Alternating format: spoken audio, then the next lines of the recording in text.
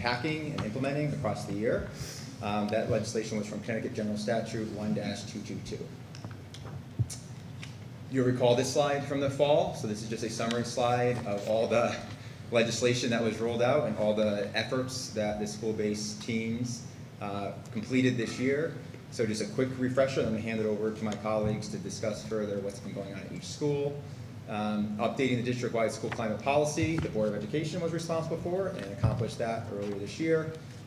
Identifying school climate coordinator, that is me, and we meet as a team weekly, so that certainly satisfies the meeting 2 times a year to review school climate related data.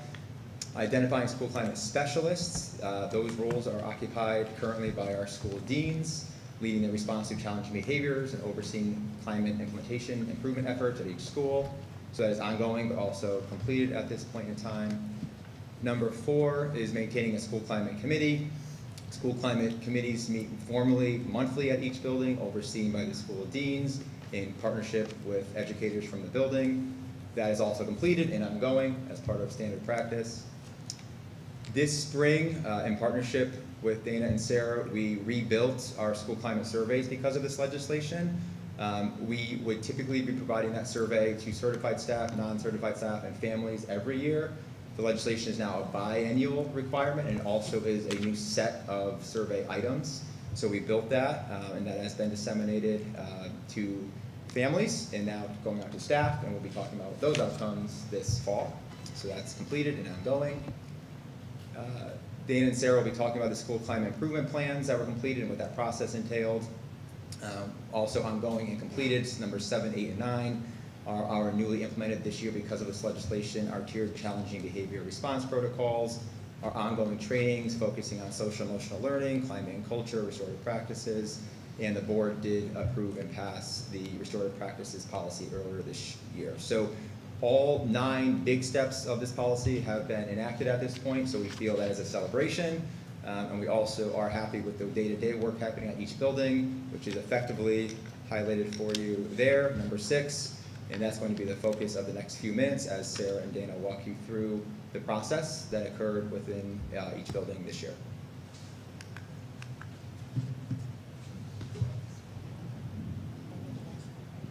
So let me just back really quick, Sarah. So what we did, because we'll post this presentation, is we did hyperlink the plans here in the presentation for more detail for those that are interested. And then Sarah and Dana will just highlight what those plans entail. Thanks, Don, and thank you to everybody for having us here tonight. It's great that you're giving us the time to talk about some of this work because this is really important work that we've been doing this year, and we're happy that we have the opportunity to come and share that with you. So the Gilead Hills School Safe School Climate Committee meets monthly. That committee is made up of 1 member of each grade level, including a member of the UA team, also a representative of our paraprofessionals and behavior tax. We meet to problem solve just generally. This was an ongoing practice that we have at Gilead. However, this year we had the hefty task of creating a safe school climate improvement plan that the state kind of gave us that job. So we were excited to do that. We reviewed the climate survey data from last year, the family data that we had collected, along with the staff climate survey data that we had collected as well.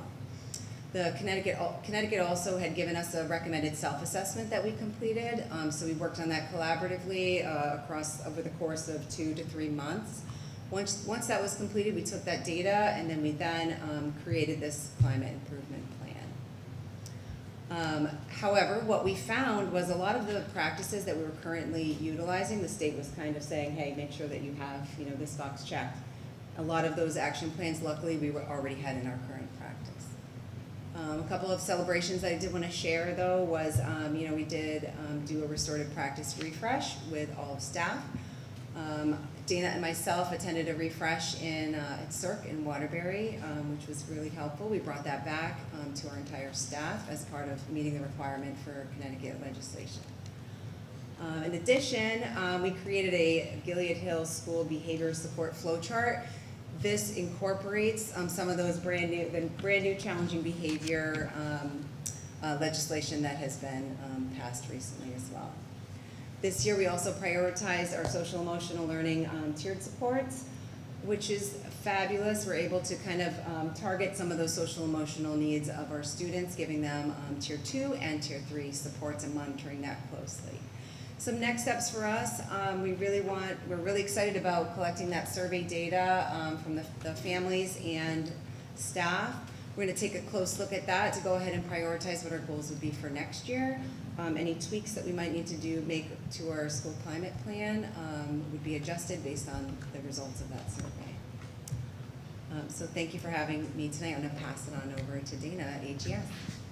Before I get to that next slide, I want to also I'm going to reiterate, we went through the same process at Hebron Elementary School.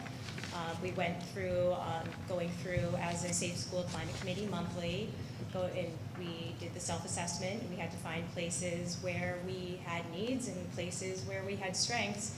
And both Sarah and I did find that we had a lot to celebrate, that many of the practices that we were already practicing here at Hebron Elementary School and Gilead Hill School were already in place. So that was something that we were very encouraged about. So going on to my slide, I want to focus on really our celebrations at Hebron Elementary School. Beyond all of that, this is what we were able to accomplish this year. As Sarah had said, the professional learning sessions on restorative practices and challenging behavior response protocols, those are going on regularly.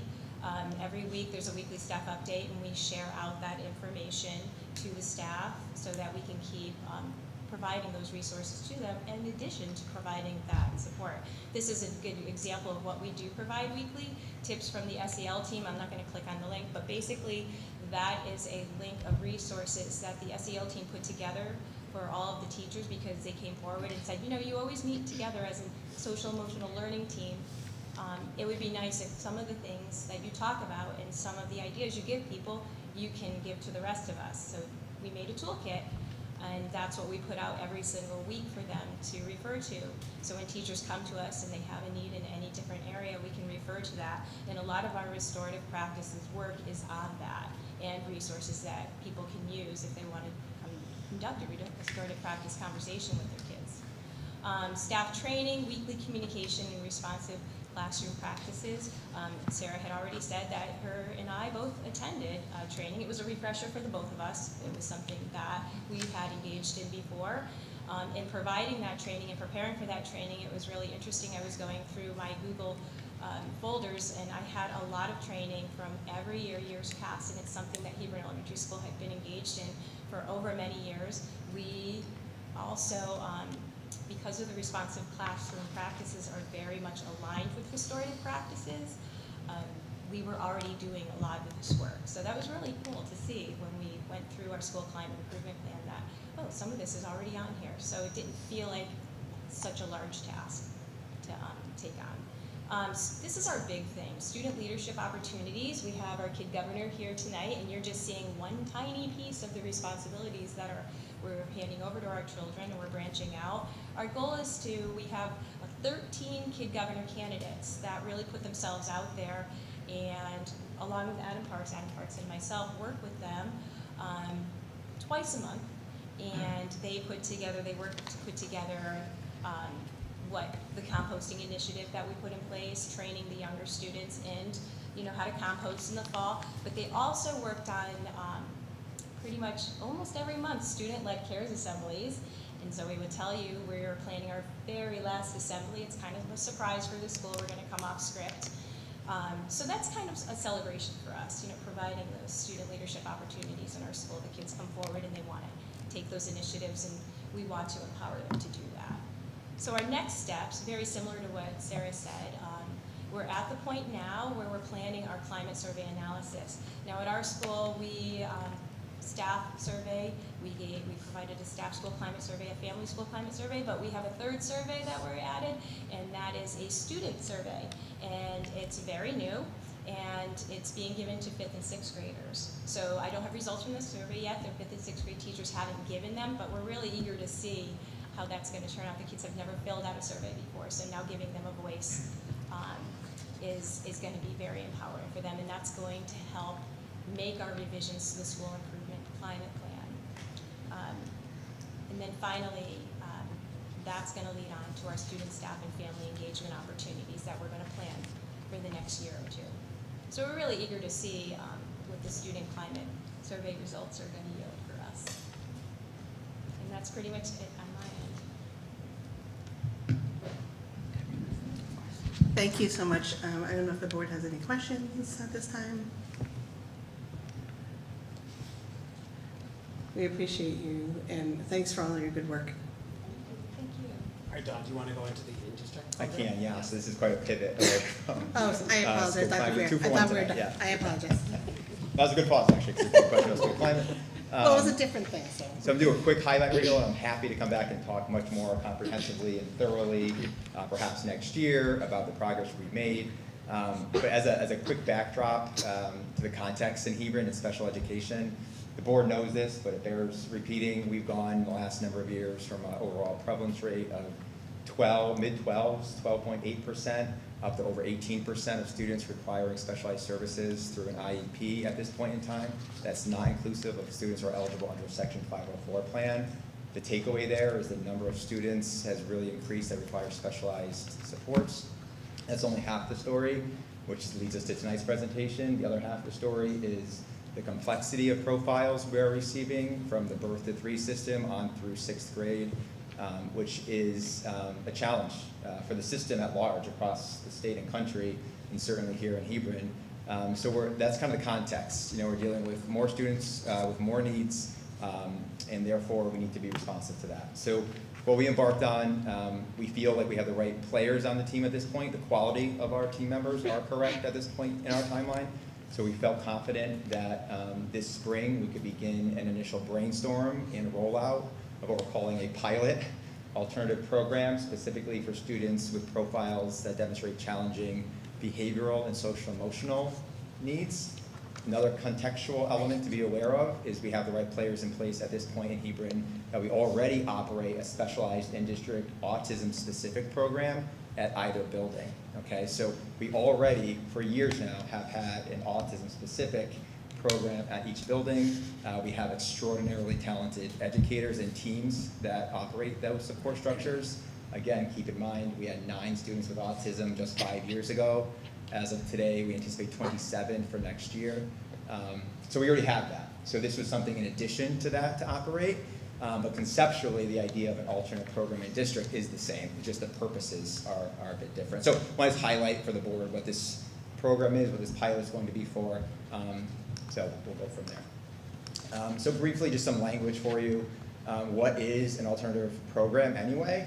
So here's the definition. It comes from Public Act 15133. It's a school-lit program maintained and operated by us as a local Board of Education that is offered to students in a non-traditional educational setting. The operative word here is setting. So in my world of special education, we are keen and focused on prioritizing the maximized exposure to the general ed setting. So we are monitored very closely on that, and we triumph students in the general ed classroom. So this priority here shifts away from that into a more restrictive setting. So by definition, it's a non-traditional educational experience for students with more complex profiles. Who's supported? As you probably could conclude, it's students with individualized education programs specifically, but it's a subset of students with IEPs, those with very challenging profiles regarding behavior, social emotional needs, etc. So students with persistent challenging social emotional behavioral concerns would be potentially eligible.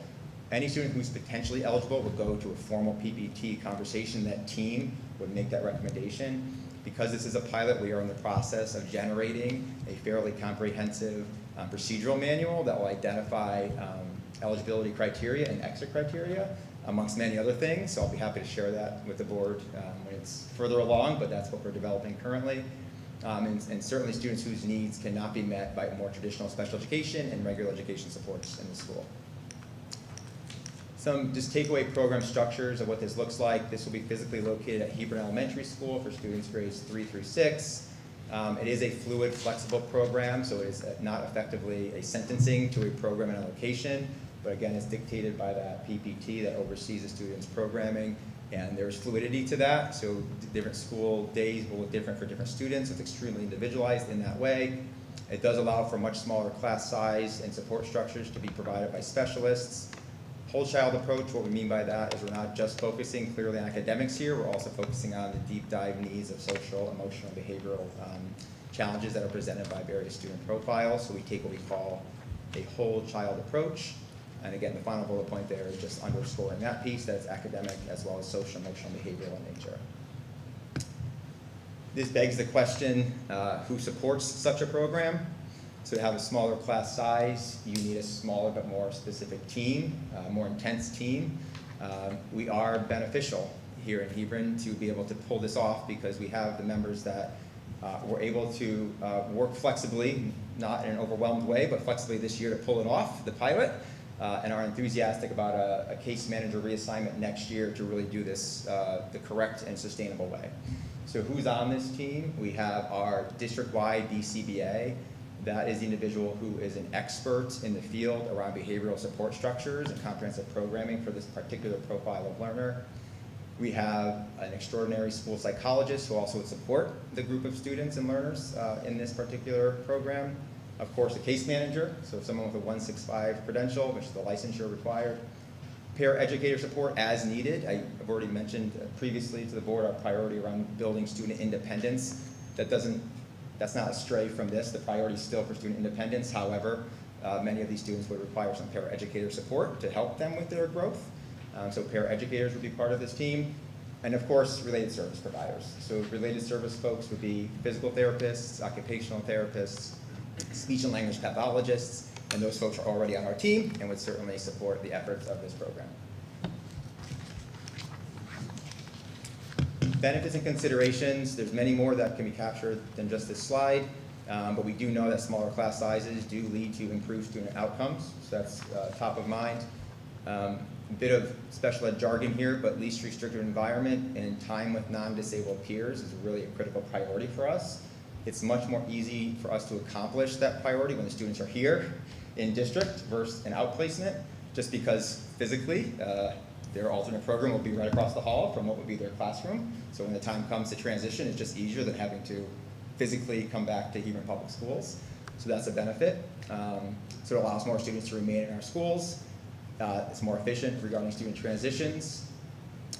It allows us to align the rigor of our general education curriculum to the supports and structures of learning in this program, which is not always the case when we have a student who's in a true out-of-district placement, so that's a benefit.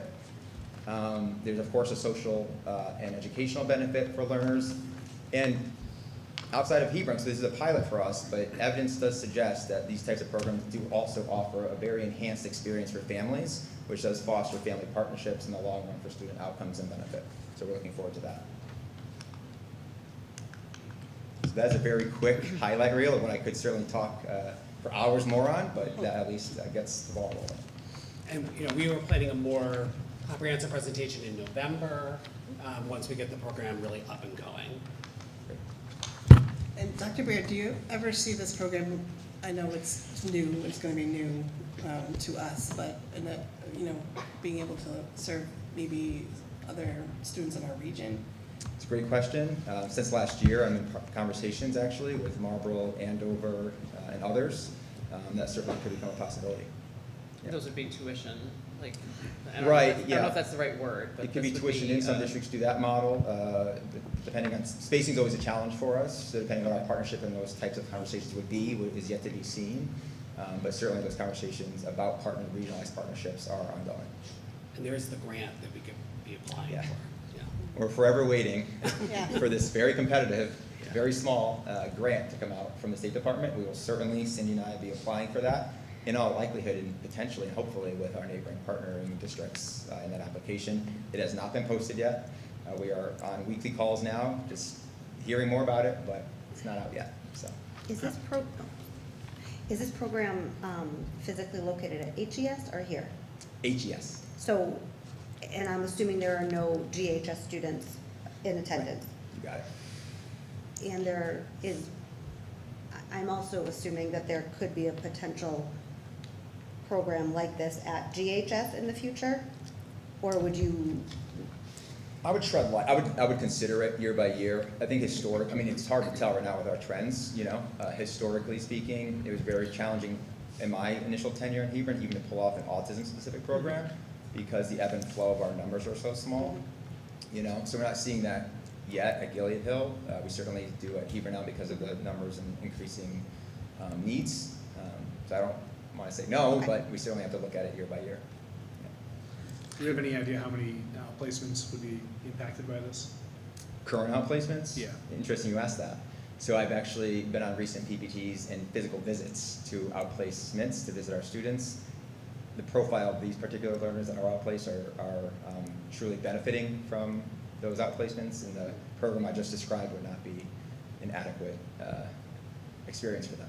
Okay. So I think what this is gonna do for us, because, you know, we've been having these conversations, is that we have students, and my son is one of these students who was in a program like this, and, you know, he was in there for about a year and a couple of months.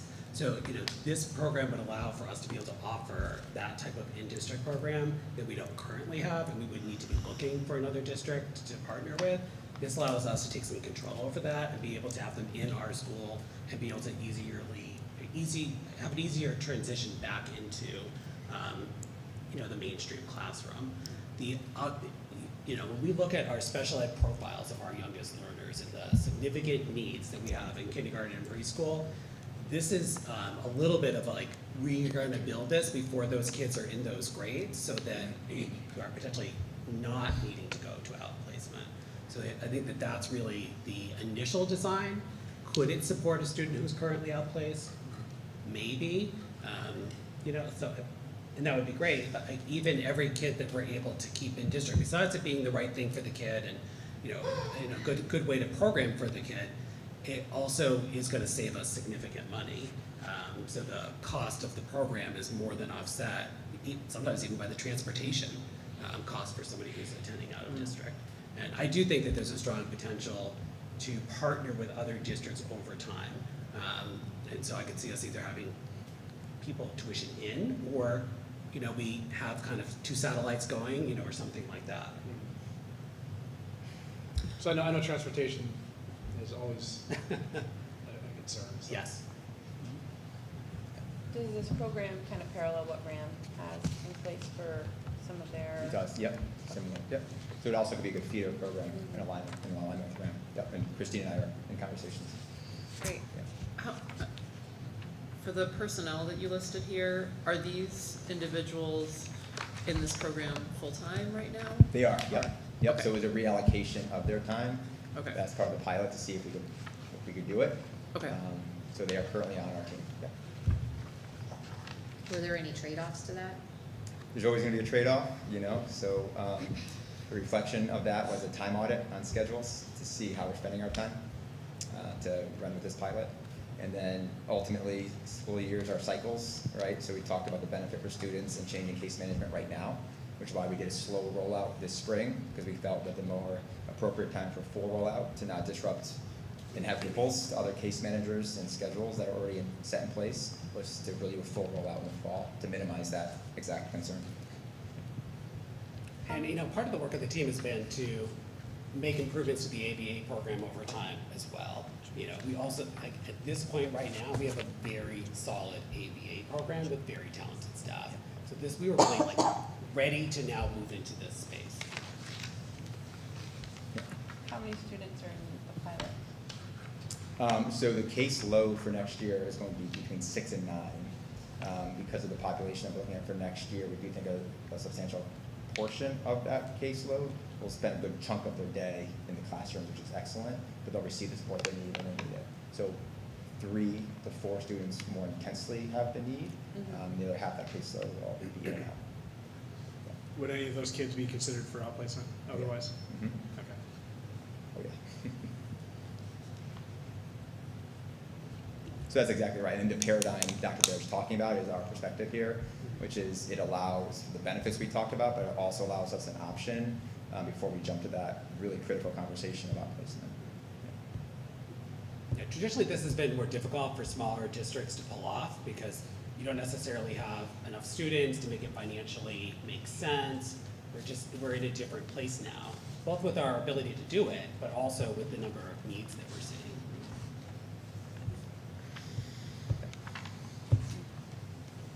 Okay. It's good. Thank you very much. Thank you. It's great. I appreciate it. Before we move on to Zoe.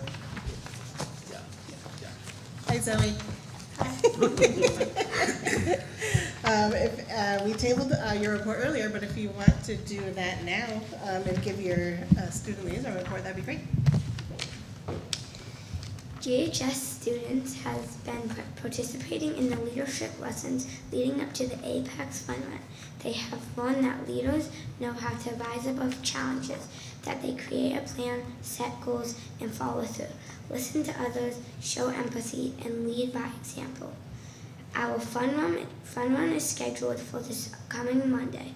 Thanks to the support of the PTA, fourth graders enjoy a field trip to the Science Center last week, which includes visitors to each of the floors and a show. All of the GHS inventors from the Invention Convention took part in a celebration on May 11th.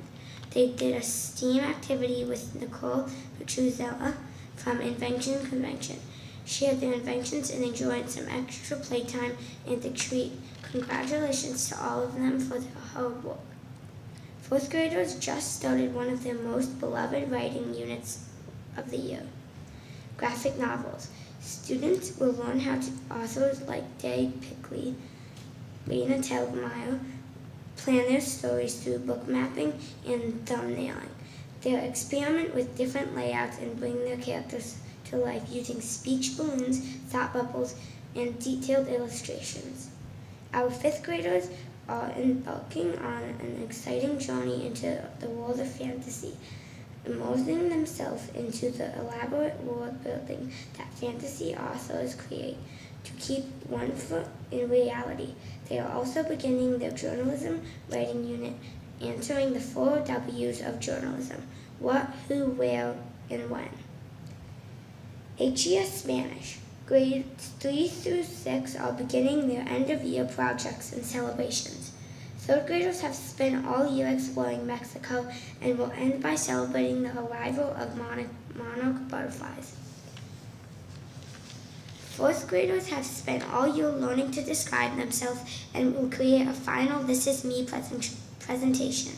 Fifth graders have spent all year learning to describe their surroundings and are finished creating and detailing their dream homes. Sixth graders have spent the year learning to describe vacation experiences and as a final task will plan detailed dream vacations. The HES Art Show was on April 30th and it was a beautiful display of all of the hard work our artists have dedicated their time to this year. Each piece was unique and inspiring. Next up, some HES students will have their artwork on display at Rams Carnival of the Arts Night on May 28th. Several activities occurred at HES over the past few weeks. The 6th grade musical, high school musical, the Apex Fun Run, the art show, Neurodiversity Night. We're looking forward to more fun as we get ready to wrap up the school year.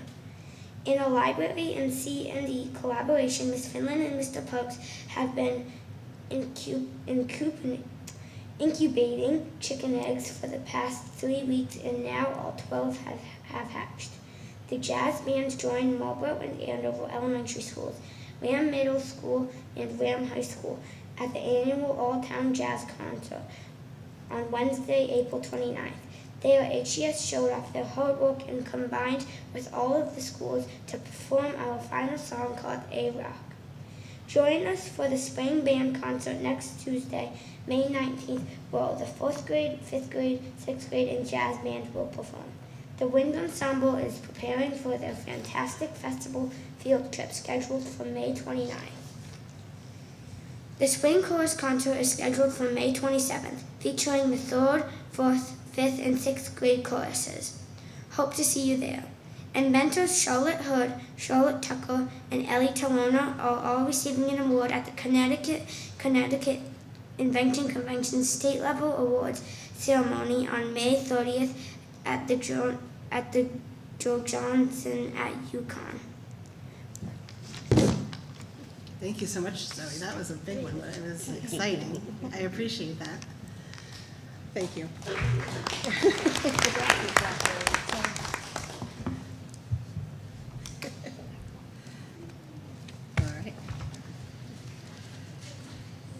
All right, next on our agenda is the presentation of updates to the 2026-2027 school year budget. Before Dr. Baird presents, as many of you, or I'm sure everyone on our board and most people in this room know, that on May 5th, the budget referendum failed. And it failed, the town and Board of Ed budget, obviously, is combined, and that failed by 76%. The question specifically to our board, whether or not the budget was too high, too low, or just right, 76% of voters also said our budget was too high. So, I think we've heard from the community that our budget needs to come down. That, and part of those voters do include families and our parents. I mean, that is, and who are also asking us, some of them to bring our budget lower. So we've also heard from many in our community that the number of our admin or administrative staff for our community is too plentiful. The Board of Education reduced our budget Monday by $300,000. Board of So- Finance. Board of Finance. Sorry, Board of Finance. Sorry, what did I say? Board of Ed. Education. Sorry, I'm on the Board of Ed. The Board of Finance reduced our budget by $300,000 on Monday. So I asked Dr. Baird to look at restructuring options for the administrative staff, the most non-destructive and cost-effective, based on the ask of our community. I also asked him, our business manager, and central office staff to take a reduction in their cost of living increase that we had budgeted from 3% to 2%. It should be noted that all of our union contracts range from 2.5% to 3% that they will be getting, and some on top of a step. But I did ask him to assume that as well in his presentation. So he's going to present some options to the board for us to consider, and obviously we'll have to make additional, reductions as well. So some of those will be options for us to talk through, that we can discuss further. I do think, I just want to say, this is not easy. I know it's not what any of our board wants, but it's what our community has spoken to, and we need to respond to that.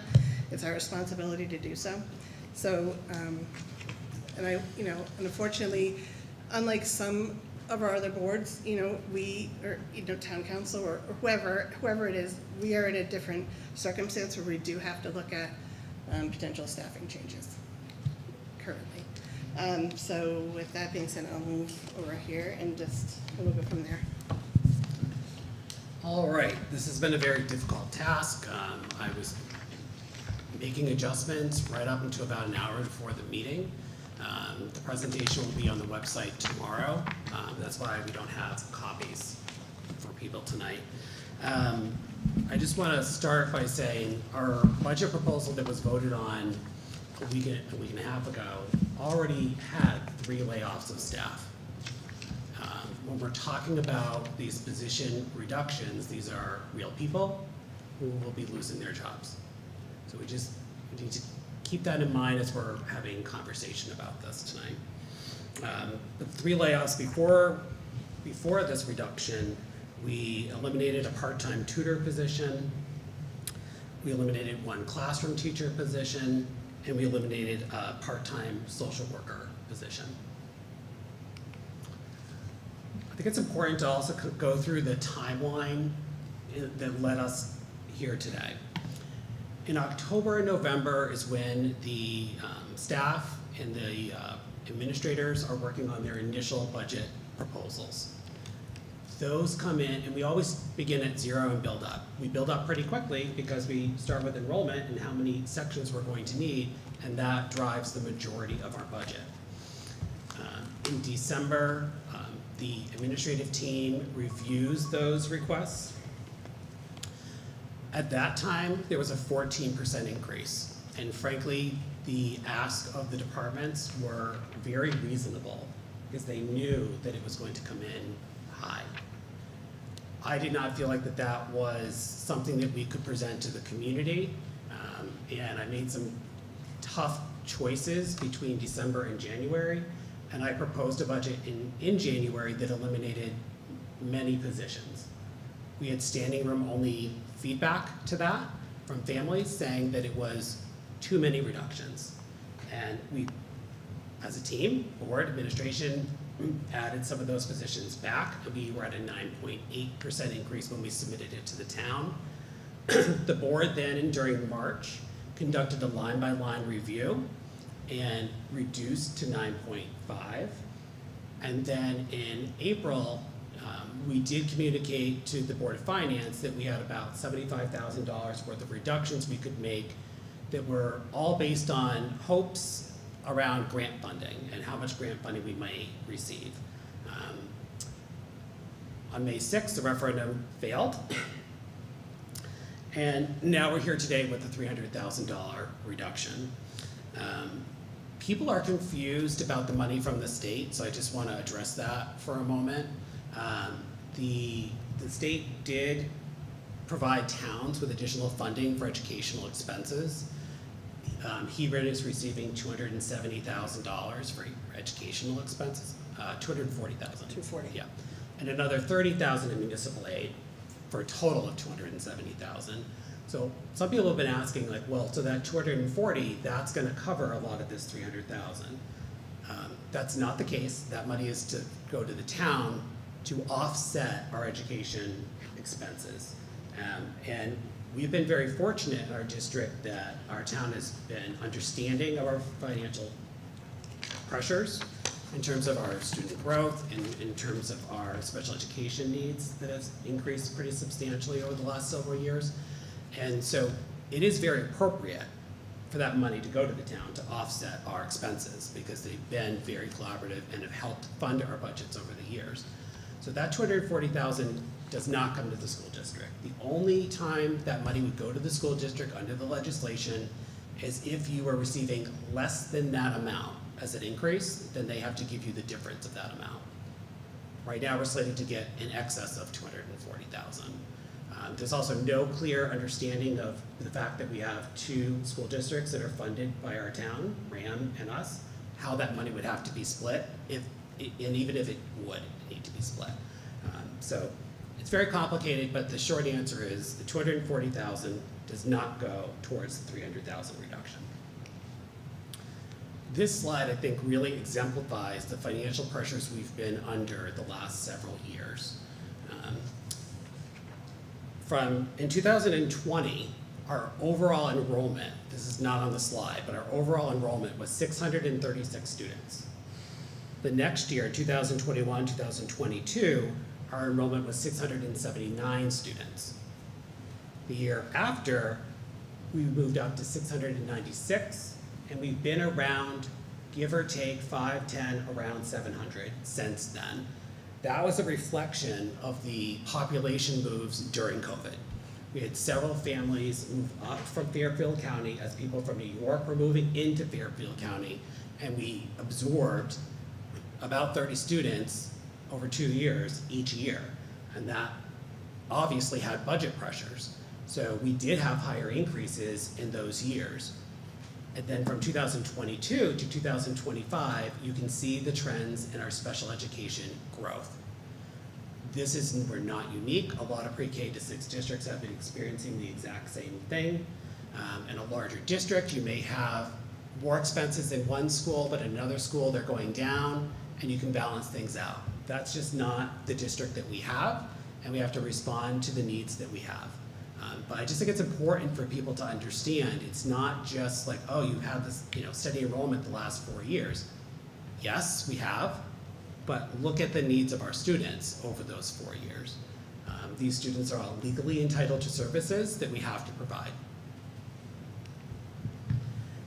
The feedback we got from families about our budget priorities, we surveyed them in the fall, and then we heard them loud and clear reiterating these pieces in January. But this was the feedback from families. More recently, we've been receiving more feedback that we need to reevaluate our administrative positions as well.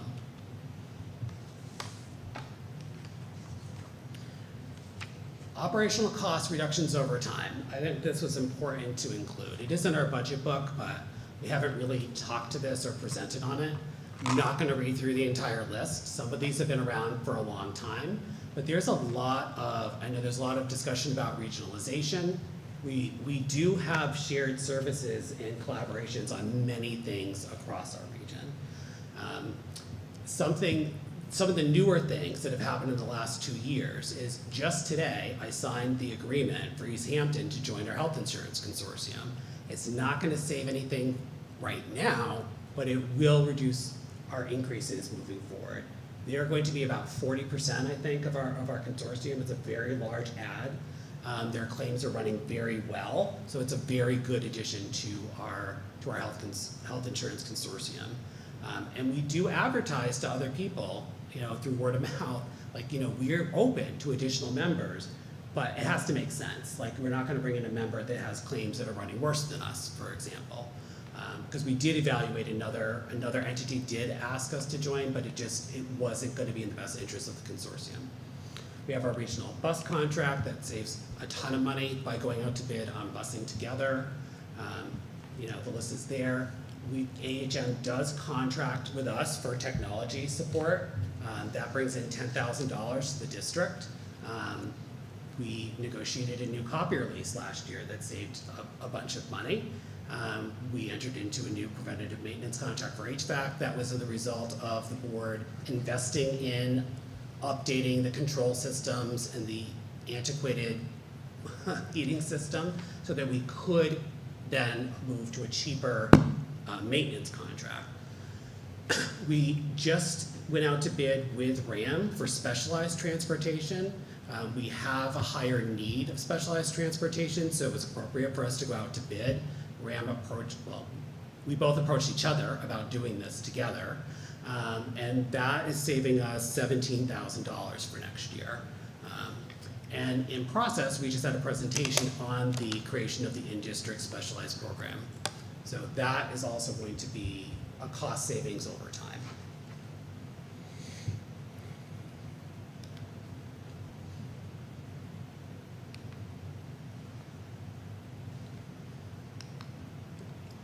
All right, evolution of our administrative structure. So before we get into the proposed shift of the admin structure, I thought it was important to go over the history of what brought us here today.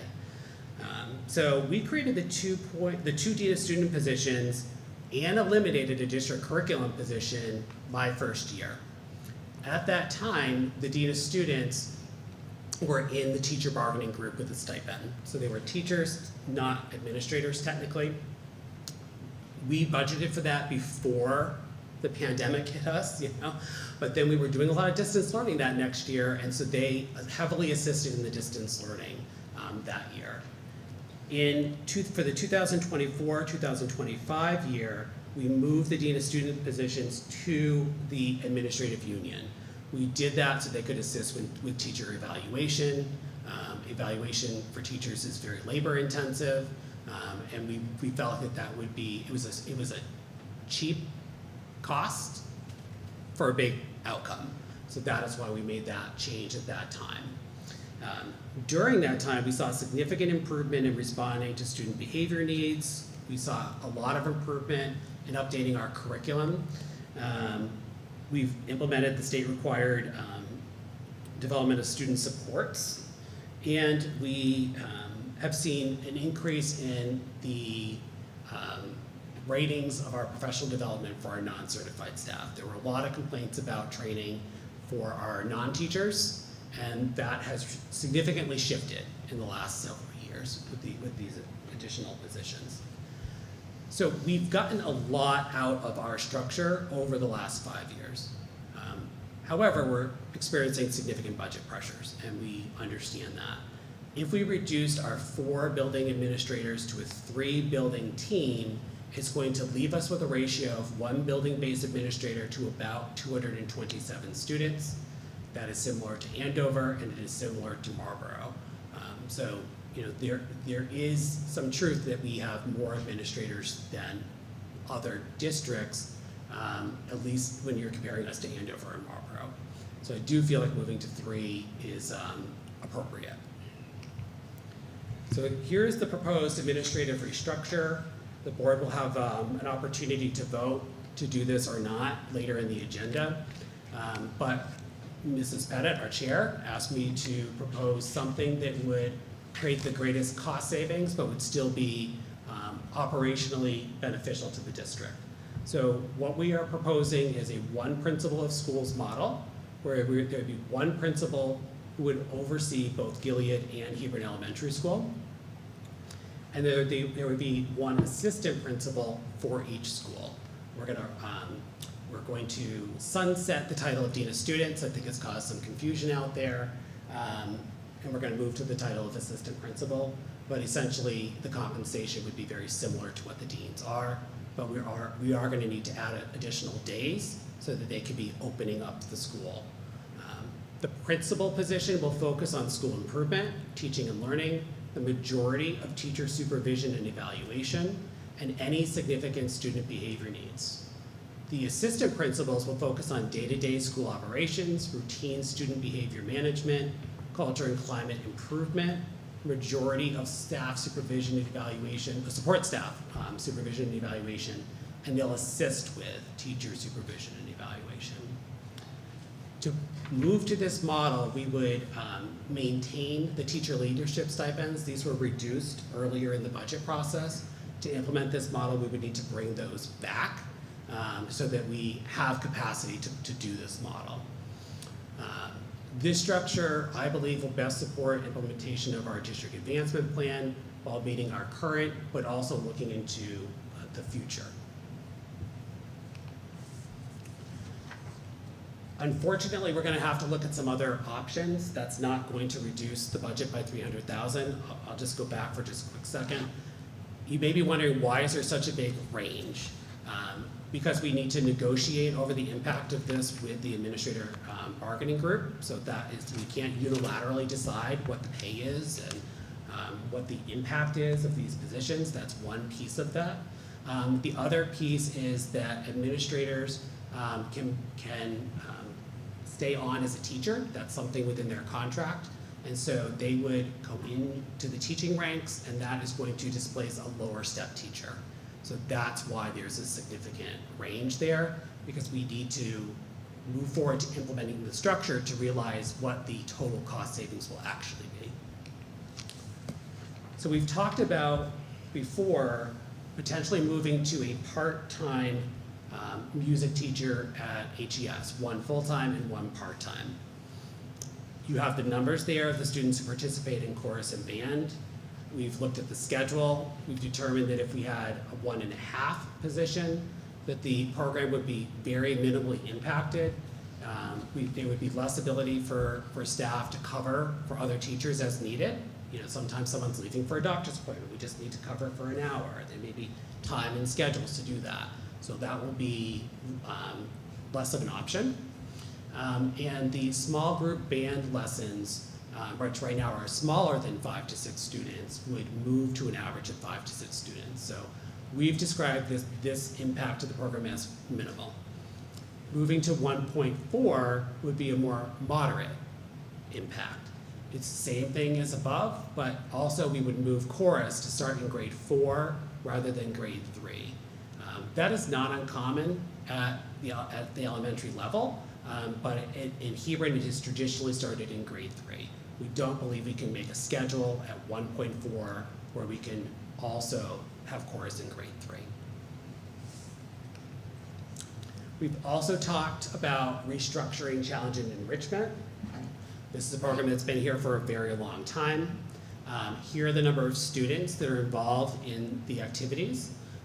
This position has evolved. You know, when we eliminated the STEAM teacher position a couple of years ago, we really have moved the challenge and enrichment teacher. I sort of have said over time, like, well, sort of like half challenge and enrichment and half STEAM. You know, all students work with this teacher. And then we have our students who are identified gifted and talented, which is a requirement that a district identify students as gifted and talented. Currently, there's not a requirement to offer a program to students who are identified gifted, but we do. And we would continue to do programming for students who are identified as gifted and talented, but it would have to look very different. So if we eliminated this position, the gifted and talented identification would move to our instructional specialists at the buildings. Gifted services would shift to classroom teachers. We have the win block where, what I need time. So we would need to work with teachers to identify how to stretch kids, and this is not gonna be a light lift.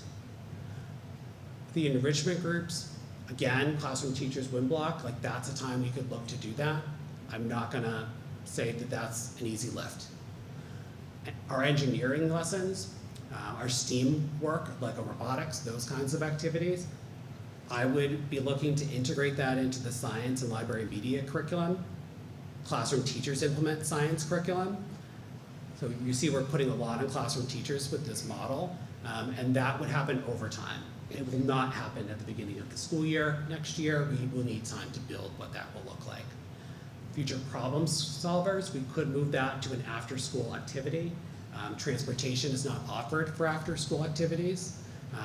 We are looking at having additional after-school activities as well for next year. That came out of the Anxious Generation Book Club. Some of those will probably be fee-based. Future problem solvers may not be fee-based. If students are identified for it, we'd have to think about that and work that out.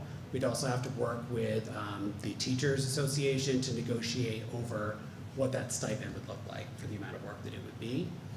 And then we have our Kid Governor program. We just heard from our student liaison tonight. We want to continue that. So the administration would take over those pieces. So I do see this as having a pretty significant impact, reducing this position.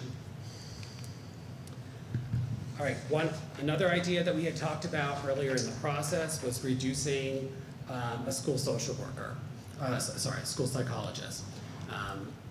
There's been some comments about the ratios, what are the recommended ratios, and it is true that the national ratio recommendations are 1 school psychologist to 500 students.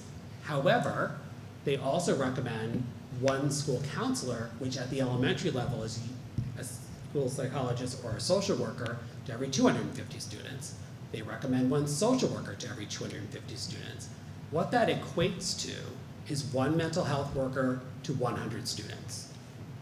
Our current proposal has 4 school psychologists and 1 social worker. We have reduced by a 0.6 social worker. That equals a ratio in our proposed budget of 1 mental health worker to 140 students, which is above the recommended ratio. I would not recommend reducing that any further. You've also heard tonight a presentation about how this, one of the school's psychologists is going to be working in the in-district program we're trying to build. That is not something I'm going to recommend, reducing another mental health worker. At our step and insurance cost, a full-time school psychologist is less expensive than a contracted social worker. School psychologists can perform the same and additional functions compared to a social worker. They can do evaluations, direct student support. They're trained to respond to students in crisis. So we get more with the school psychologist than we get with the social worker. The jobs are different and you do need both, but in terms of the balance for us and also the financial realities for us, the school psychologist is the better option. Any questions about? Before you move on from Yeah. school psychologists, recently Dr. McNamara mentioned at their meeting on Tuesday that he offered to share a school psychologist, but didn't hear back. I don't believe that's true, but can you just speak to that? Yes. Okay. So I was contacted by RAM about sharing a school psychologist. I believe it was in January after we had proposed eliminating a school psychologist, but I'm not certain about that. It was several months ago. And we had a conversation. I don't usually comment on private conversations, but it was brought up. So we had a conversation about potentially sharing a school psychologist. I expressed that it would be very difficult for us. I don't have extra capacity. But if the budget goes very south for both of us, like, let's keep talking. We talk all the time, especially at the elementary level. I talk to the elementary superintendents every week, at least once, about, here's, could you offer this? Could I do that? There's a lot of conversations about that. And we used to share a staff member between Marlborough and Hebron. We shared a BCBA/school psychologist. What happened is both of our needs increased where we didn't feel like we could share anymore. So it was a Marlborough staff person. We compensated Marlborough for a portion of their day. It shifted to staying full-time in Marlborough. We moved forward at that time working with EastCon, and then we hired our own BCBA, I think, a year or two after that. What I shared in my conversation was like, we don't really have capacity, but what would it look like? And what was offered is sharing one of their school psychologists. The step level was high, our step level is low. So the reality is we would be getting a part-time school psychologist and paying almost as much as we were already paying for a full-time school psychologist. And that's what I mean by like, the numbers don't always work. And like that wouldn't work for us. And so I shared at that time, like, it's not gonna work for us now, but again, always open to a conversation. So that's what that conversation was. Thank you. And obviously we work with RAM too. We just did a competitive bid on specialized transportation where we saved $17,000. So we collaborate where we can. All right, proposed sections. We also have talked about eliminating a teacher position. Right now that position is slated to go into grade 6. So right now, grade 6 as budgeted has 5 sections for a class size of 18.4. So it is true, we could reduce a section in 6th grade and be within your class size guidelines. However, 23 is much higher than we've been in the last 5 years that I've been here. Smaller class size is an investment. The other thing I'm just going to share is that given the significant needs of many students in grade 5, it is hard to imagine going to 4 sections in grade 6. So, when we start talking about 6th grade teacher versus challenge, that is a very difficult call. So this is where class sizes look. I added a column with this in terms of the what does our enrollment today look like? So if you look on the left, you see 5/126. This will mirror your enrollment report in your packet. You can see in kindergarten right now there are 74 students. Our projected enrollment in 1st grade next year is 74 students. So you can see like we're very close in the upper grades. Kindergarten is a moving target. Right now we have 86 students registered for kindergarten. 90 is what triggers the 6th section. It's hard to imagine we're not going to have 4 more students between now and September register for kindergarten. The lowest we've ever had between now and the beginning of the year, I think, is 3 or 4.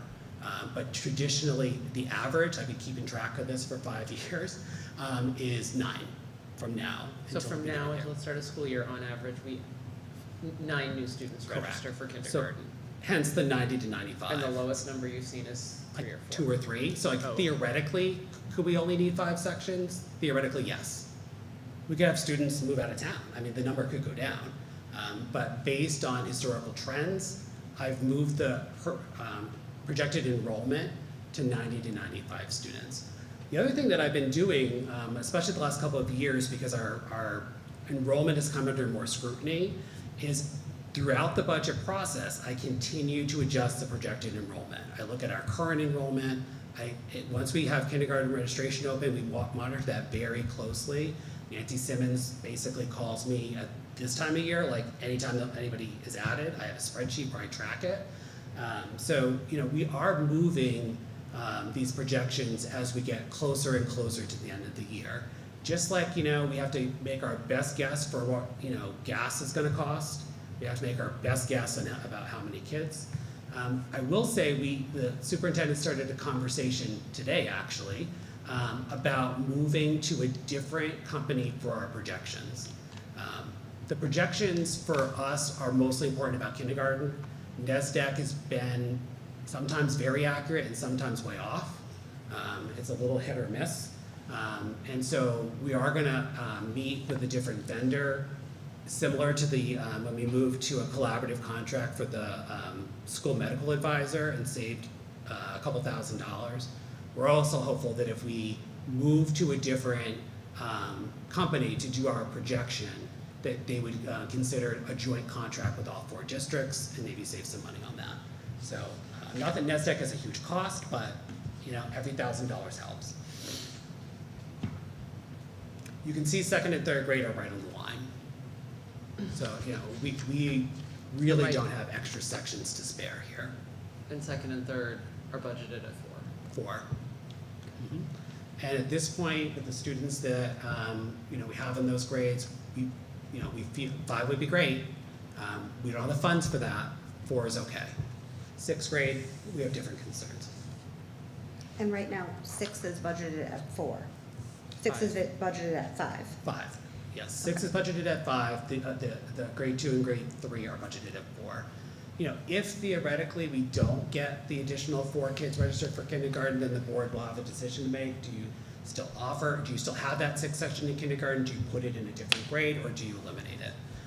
But we're not gonna have that answer until the summer, which is true every year. I'm assuming numbers for all of this are coming, like all of these Yes. options, okay, just Yeah. checking. So I've now gone through all of the information that's gonna help guide you to whatever decision you're going to make. Here are some different options that I've put together for you. So the administrative restructure, if we take an average of the high and the low, would be 127,500. You're gonna have a teacher leave request on your agenda in a few minutes. And if you approve that request, it's going to save $33,000 between that teacher's salary and the teacher that is right now going to be laid off if we don't have a position for her. She would then assume this position, and so that, you know, it's a lower cost. So that, if you approve that leave, you've got $33,000. We also received word over April break, so this is after we met with the Board of Finance, that we are going to get our Rural Education Assistance Program grant again. We got this for several years. This is a federal grant. You don't apply for it, you get identified or not. It's a very strict formula. And next year we are going to qualify again. And that grant is $55,000. We use those funds to offset the cost of the Hebron Elementary interventionist. And because we have funded that position partially with this grant in the past, we can continue to do so even though we covered it this last year. So that is savings that we have since learned. Mrs. Pettit talked about the COLA adjustment for unaffiliated staff for myself, the business manager, our director of technology and facilities, our central office support staff. Moving the cost of living adjustment to from 3% to 2% is an $8,000 savings. Moving HES music from 2 positions to 1.4 would be a savings of $45,000. That's an estimate. The mechanics of that is our current staff will be offered positions, and then they'll have to decide if they want those positions or not. And we may need to do some hiring. So this is an estimate. Our speech language pathologist assistant. So this has not gotten a lot of conversation since the initial budget proposal. I've never slated it for a reduction. This option A is a very pragmatic option. The SLPA, who assists our speech language pathologist, it was the only position we added to the budget. It was the only new position. It's a needed position. Our speech needs are such that we do need this position. However, it is not someone currently on staff. We have it posted. We are trying to hire someone for next year. It's a very difficult job to fill. And I'm feeling like that this could be a reduction that is not yet. You know, we'd like to have this, we need this, but I'd hate to be in October, November, still not having found someone and we've cut something else. Our needs for our paraeducators over the summer could change, where maybe we need 1 or 2 less, and then we can move forward with having the speech person. We're gonna keep it posted. But maybe this is we can't do it yet. I think that the impact of kids is less with this than with some of the other options. So that is something that I put forward as a pragmatic piece of option A. Dr. Baird, can I just stop you real quick before Yeah. we move on to any other options? Yeah. The music position from 2FT to 1.4, I know you mentioned chorus would start in 4th grade. Yeah. Would band start in 4th grade as well? It does now and it will continue. Oh, it does? Yeah. Oh, all right. I thought it was 3rd grade. Thank you.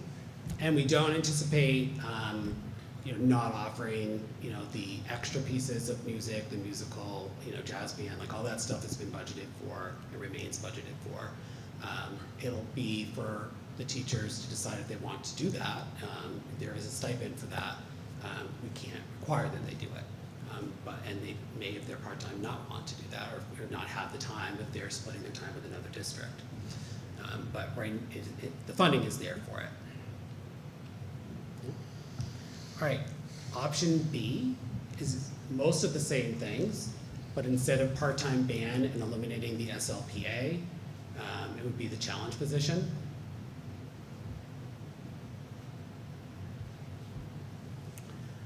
And option C, Wait, can you leave B up for just a second? yep, so it's, the only thing that's different is the last piece. And when you're having discussion later, we can put these back up.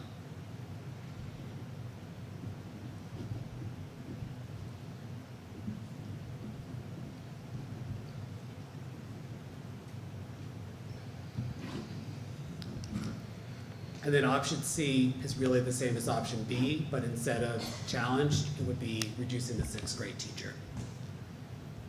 So we would have 4 sections instead of 5. Can I just, 4 sections instead of 5? If we didn't need the kindergarten, then reallocate. You could. If there was movement in other grade levels, reallocate. And we've done that before. There was one year where our 1st grade did not come in as robustly as we anticipated. We had a last-minute resignation in 3rd grade, and rather than posting and filling the 3rd grade position, we moved that teacher to 3rd grade. Because a week before school is not when you're gonna find your best teacher. So, the cost sections is a little fluid until we see the final enrollment. It doesn't change very often, but it has. Can you repeat which grades you feel, or the administrators feel, are the highest need grades between 6, 2, and 3? 6. What was your question, Kim? Just to repeat which grades were the highest needs between our. In terms of identified kids? For So between 2nd, needing- 3rd, and needing 6th. benefiting from a smaller class size. Oh, okay. 6th grade. 6s. In those 6th grade classrooms, though, there probably would be paraeducators though for some of those Yes. students, yeah. But just looking at the overall needs and the interventions that the students have across the grade level, it is difficult to imagine putting them into 4 classrooms right now. Well, and as 5th graders, they're in 5 classes. Correct. And do they have paraeducators? So they have 5 classes, and do they have paraeducators Yes. now? Okay. Yes. Approximately. For the students who have that identified as a need. Right, I'm yeah. not saying it's across the board, but. Yeah. Approximately how many one-to-ones are currently in 5th grade? I do not have that answer, Okay. but we can get that. And the current budget is 4 proposed sections for 2 and 3. 4 yes, the only one that is not, so 2nd and 3rd grade are at 4, and grade 6 is at 5, as budgeted. I feel like we had a conversation 2 meetings ago, I'm just kind of refreshing my memory, but there was a conversation about the difficult transition of kids coming from GHS in that first year as 3rd graders, Yeah. but there was less concern for this particular group of 6th graders going to HES this year. Like, I feel like we did discuss Yes. this. Yeah, Like, so we last year the second, third, was and a- 5th. was a Like, tougher transition from There was a 2nd to tough 3rd, time, but yeah. we're not anticipating that much of a tough transition. Nope. And I forget what the reason was for the current 1st graders becoming 2nd graders. Maybe just because there's already a change in the when I talk to board the, limits, so like the number of class sizes can be, yeah, we're feeling okay about absorb that. some of that. Yes, we're feeling okay about second grade. Yeah. Third grade, we're not anticipating it. We didn't anticipate it last year either. So, you know, we do know when there's a shift in school, there is a regression. That's why I'm not necessarily a big fan of like a sixth grade only school that my kids had, because that's a lot of transitions in multiple years. Currently, in sixth grade, you've got a team that has 2 teachers, Yeah. and you've got a team with 3. And I guess I am wondering, my son is on a team with 3 teachers, so I know how that day looks with the split up of the workload across 3. And I guess I question what that looks like on the 2-teacher team, just because if we were to have 4 sections, we would have 2 teams of 2 teachers.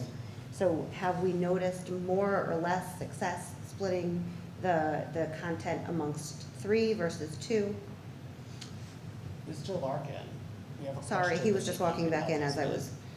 The difference between the 3-section 6th grade team and the 2-section 6th grade team, just if you've noticed in terms of dividing up the content, what are your feelings on a 2-person team versus a 3-person team? Being able to compare them this year since both are running. I think the teachers have done an excellent job dividing content, whether they're on the 3-person team or a 2-person team. They collaborate regularly together. They collaborate every week with our curriculum specialists, developing those papers out of the market. And then while you were out, somebody asked if we know how many one-to-one paraeducators there are in 5th grade right now. I can look that up. Yeah, thanks. Agenda tonight was purposeful, so you know, we have this presentation, that there's going to be public comment, and then you have later on in your agenda some action items that would impact reductions, and then you have discussion and action on like the total package. So that way you can hear public comment and then continue your conversation. Yeah, thank you. Yeah. Cindy, you're good with the timer? David, I think you can take this off for now.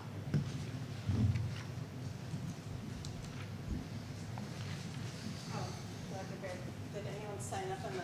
Oh, yes.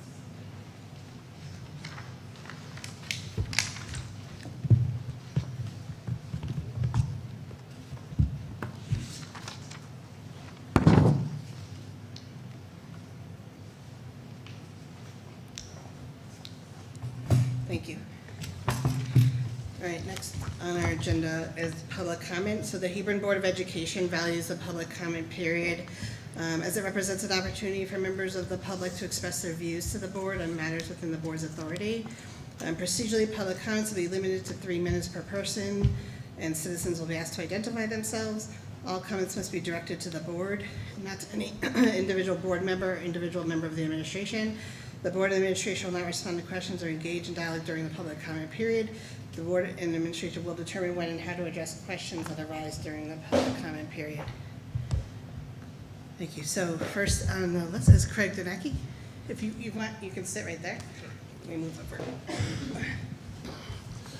Craig Danecki, 19 Maple Avenue in Amsden. Thank you to the board for this opportunity to talk to you. This is my first Board of Education meeting.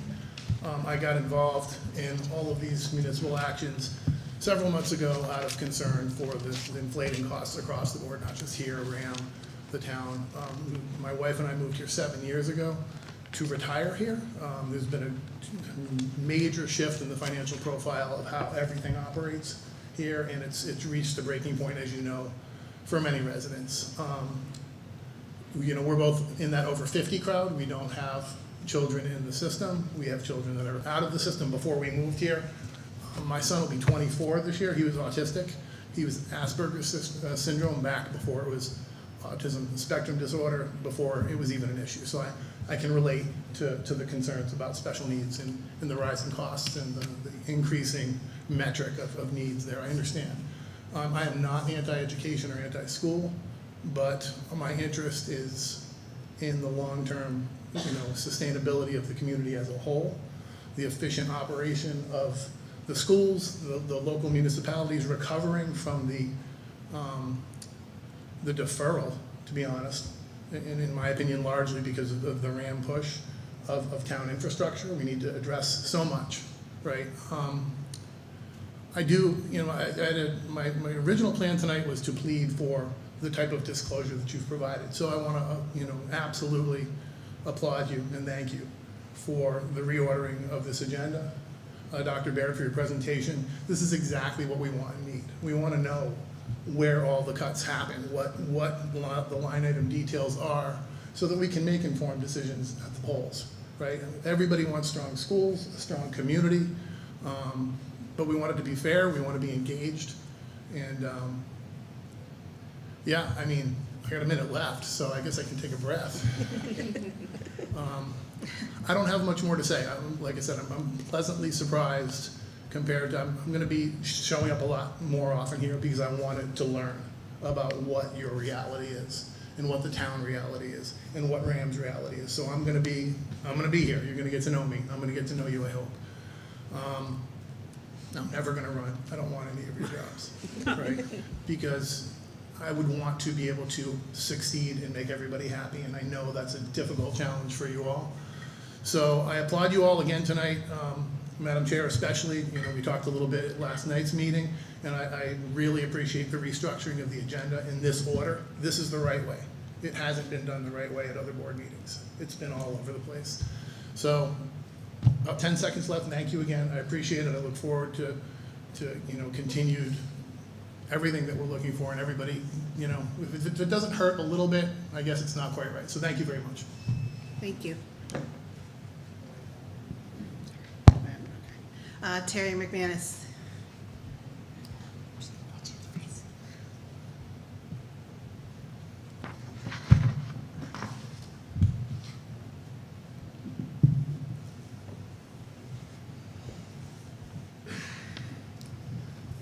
Good evening. Madam Chair, Terry McManus, 169 North Street, Hebron. Madam Chair, board members. I'm here to urge you to cut your proposed budget increase to end with a 0% budget increase for this coming year. I believe that something close to that is allowed under state minimum budgetary requirements. I'm asking this because I believe that the educational budgets are placing the town of Hebron in grave fiscal danger. I have given similar budget reduction requests to this board over the years, along with various justifying opinions. While the legal mechanisms for current budget numbers are in motion to present to referendum, I believe there are avenues in which you can modify your budget ask to go to vote, before it goes to vote. If you were to follow a path of reduction, I feel that your budget might pass. That clock is a good thing. I said the other day that we find ourselves in unprecedented times, but I need to define that a bit more. We are passing from decades of fiscal plenty to a time where austerity might be the definer of what's to come. I've never doubted the competence of anyone in this room, never denied that everyone here works a great deal. You do an awful lot. What just happened is an example of how much you work at this. I never doubted the intelligence nor the huge amounts of education and training everyone has. But what we are needing now is wisdom. Things are changing and you find yourselves right smack in the middle of this. Everyone knows the how to operate in economically good times. Now we will have to learn how to operate in times of retrenchment. I need this board to embrace change by bringing their vast experience towards finding how to operate in more austere times. Thank you, Madam Chair. Thank you, board members. Thank you, Superintendent. Thank you.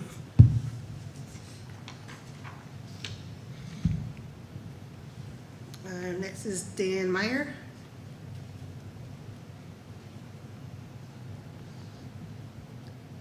Dan Meyer, 421 Old Colchester Road in Hampton. Members of the board, I appreciate most of the discussion and the anxiety of the town is with the budget process, but I felt compelled to address two different concerns that require action in the near term in order to affect change before too much time has passed.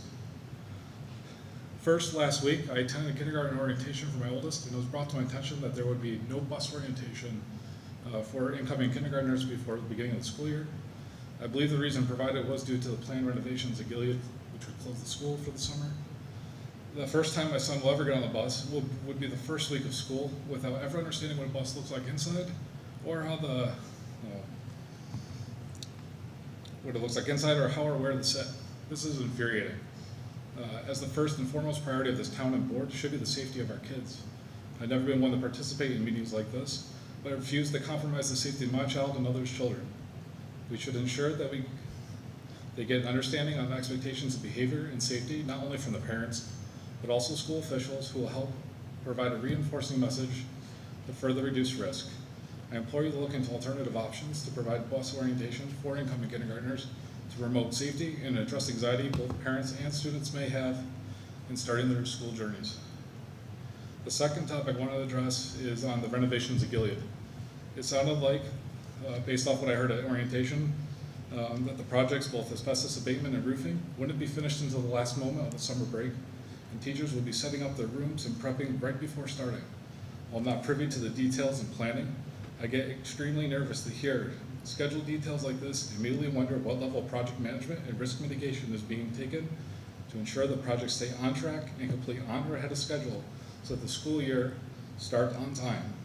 I implore the board to ensure that you have a plan to actively manage these projects, if you don't already, while maintaining or exceeding safety standards for our children.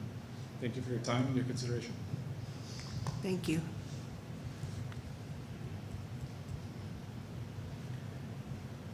Jessica Hall.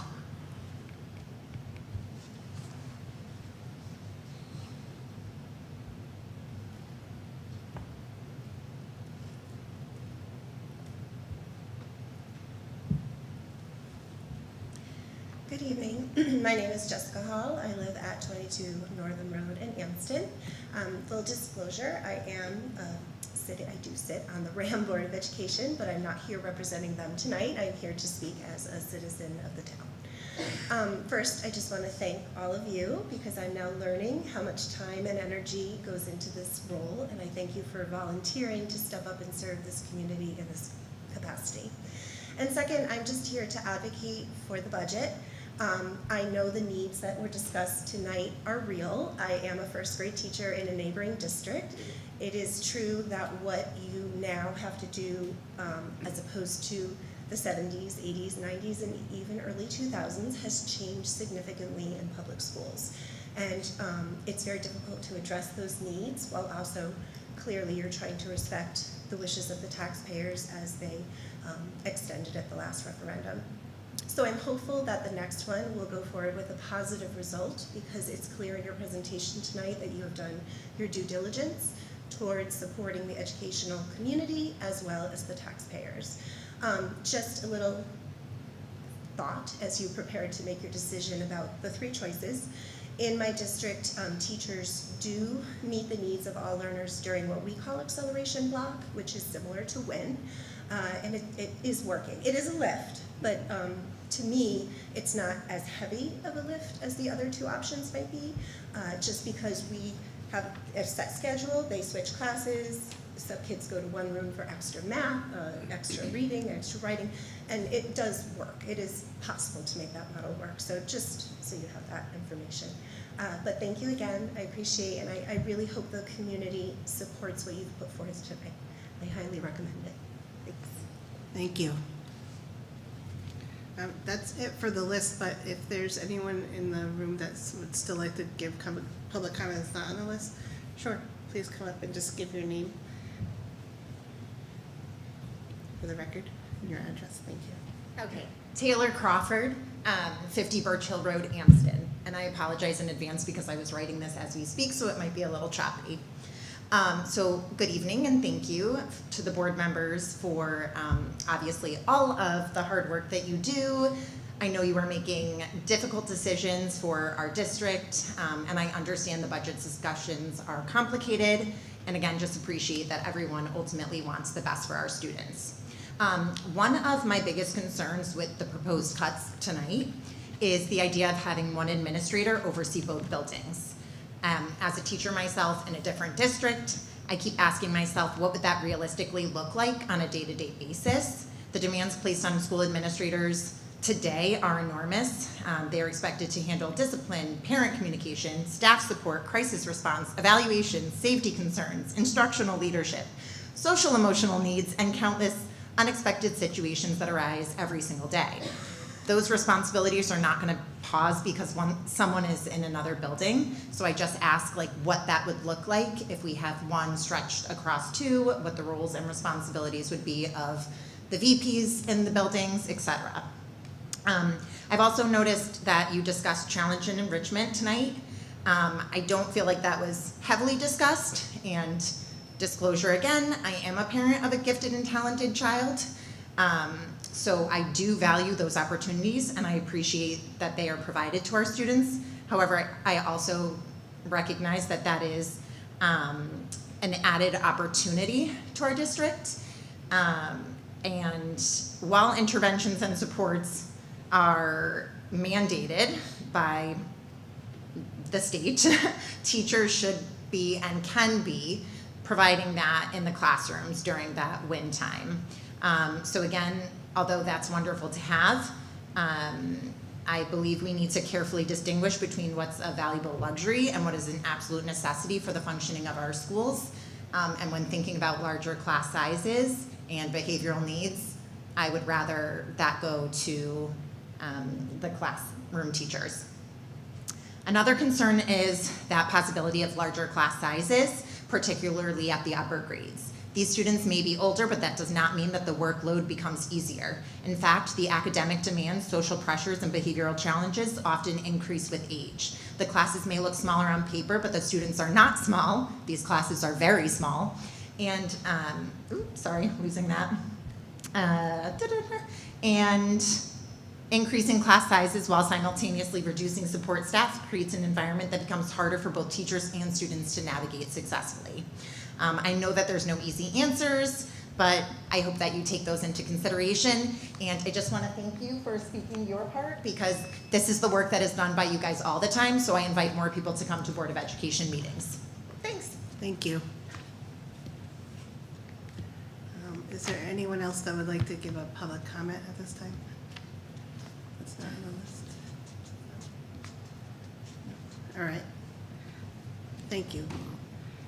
Seeing that, we'll just move on to the consent agenda before we get to the new business and the budget. The consent agenda consists of the approval of minutes of the Communications Committee meeting, the regular meeting of 4/9/26, the regular meeting 4/9/26, and the line item transfers that were enclosed for the month. Sarah, there wasn't a quorum, obviously, at the Communications Committee meeting. So the minutes, will you accept them as presented? Yes. As a chair, thank you. So we'll take those and we'll accept those as presented. Otherwise, is there a motion to approve the consent agenda as presented? So moved. No. Is there a second? Tim? Second.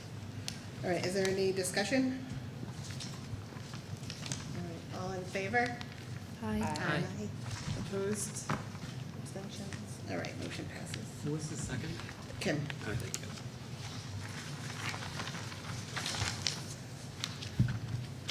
Okay, so now we're on to new business. Item A on new business is discussion and possible action regarding the Hebron Elementary School roofing project. So we can start with the motion, have discussion if needed, or do you want to? I could just briefly address it. Sure.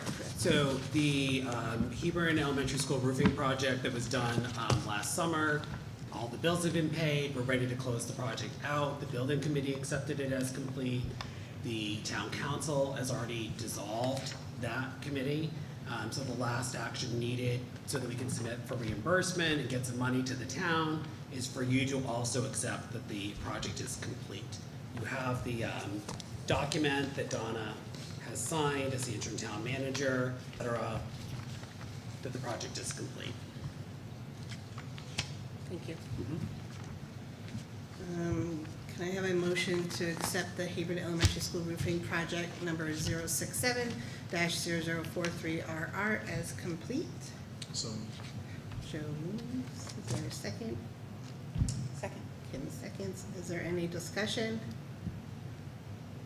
All in favor? Aye. Opposed?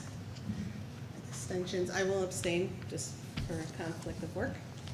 Thanks.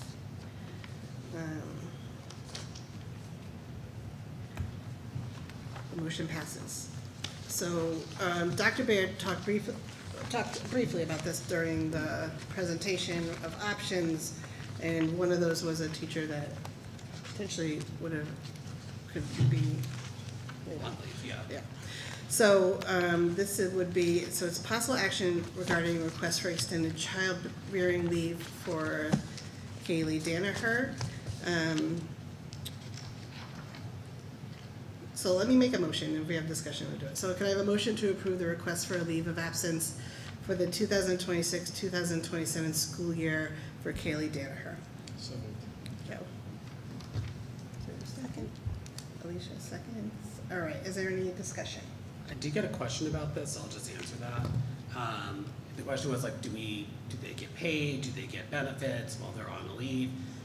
This person has already been out and is now asking for next year. The only time they would get pay or insurance would be if they were still under FMLA coverage. In this instance, that's not the case, and so if they choose to continue insurance, they have to pay 100%. So there is no cost to the district. Thank you, that's helpful. So just a question, does this guarantee a position when she were to return? Yes. But in the interim, the cost savings are coming because The the step lower difference, steps yeah. fill in, okay. And do we have precedents for approving a request like this similarly? Like, have we not approved it for someone else and then we're gonna approve this one, I guess? I cannot recall any instance where you did not approve it. Okay.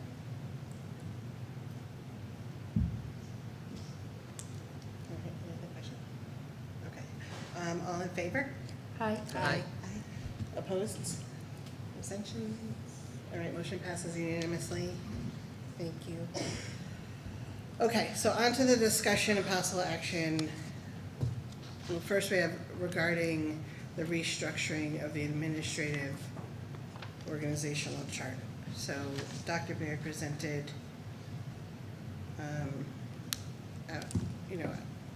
request. A potential reorganization with the most cost savings, but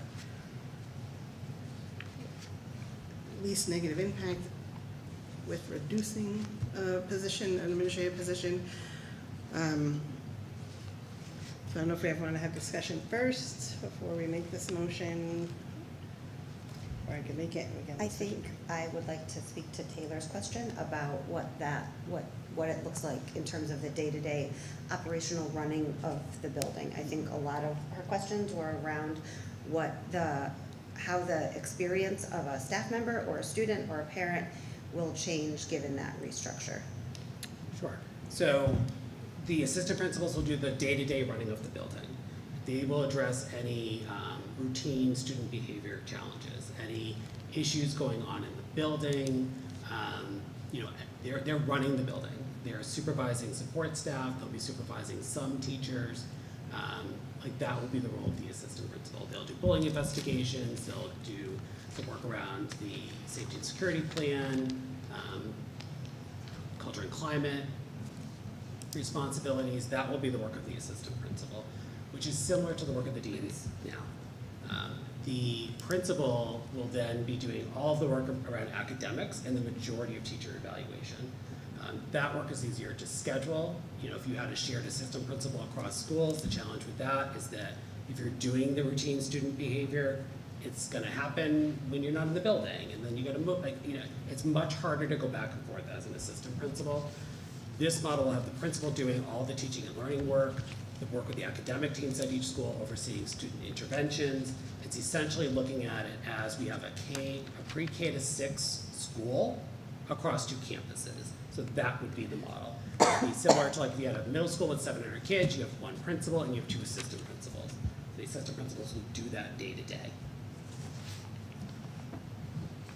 Thank you. Yep. Any other additional questions? Yeah. Sure. Just a quick reminder on the options presented, the movement was between the speech and language. So that's gonna come later in the agenda. Okay. Right now, we're just, That's the next one. Got it. no. Yeah. I will say, I know that, like, you know, in years past, the board has waited to vote on any, you know, reductions like that came from a referendum or Board of Finance till after a successful referendum, but I think given the community's vote, both for the budget itself, but also the question, that it was too high, I just think, like, going forward, that it would be good for us to vote on these things tonight, so the community is aware of where those reductions will come from, and so they can be the most informed. Sorry, I just wanted to add that, and I forgot to say that earlier. Well, because also the timeline on this must matter, as far as if we're Yes. restructuring the administration, you know. Yes. Oh, So if you If vote we on wait this, to have this conversation until I mean, it's up to you as a after board. a successful referendum, that feels late to prepare. Yeah, I think that we need to put this in motion, so that we'll be ready to enter into summer and the next school year. yeah. And I don't foresee any way you could reduce further from this, so I think that this is the reduction to administration you can do. And so waiting to see if the budget fails more or something like I was that. gonna say, there's kind of no version of not I don't. doing it, Right. because the option is either this passes Mhm. or it doesn't pass, and then we're making these plus other cuts. Correct. I don't think it would be appropriate to reduce building administration beyond this proposal. And this is the most cost-saving proposal. With fewest disruptions possible that we could anticipate. Right. Any other questions? So would this be like July 1st? Yes. Okay. And we feel like it addresses the reach out of the community based on the referendum results, the 76% that you talked about. Me. You were Yes, referencing how many, the percent that voted no, and that it was too high, and it addresses that, and it addresses, it responds to their, Yes, so 76% of voters, and it was over 2,000 voters, I actually have the number. 2,000, yeah, so 2,406 voters, 76% of them voted the budget down. Out of 2,314 people that did the questions, 76% of them said the Board of Ed budget itself was too high.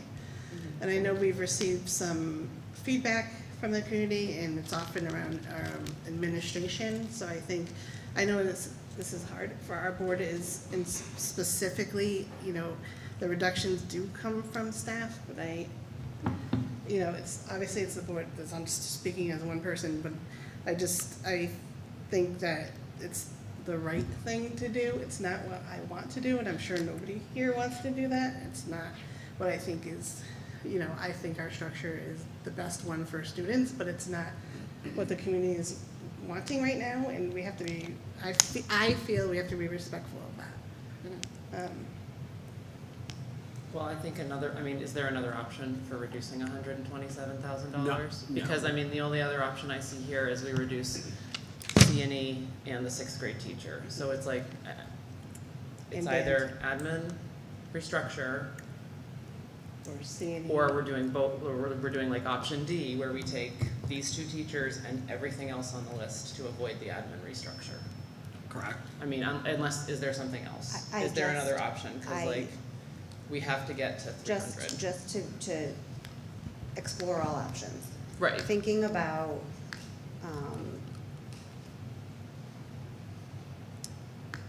central office I don't mean administrative positions, but so, payroll, HR, all of those things.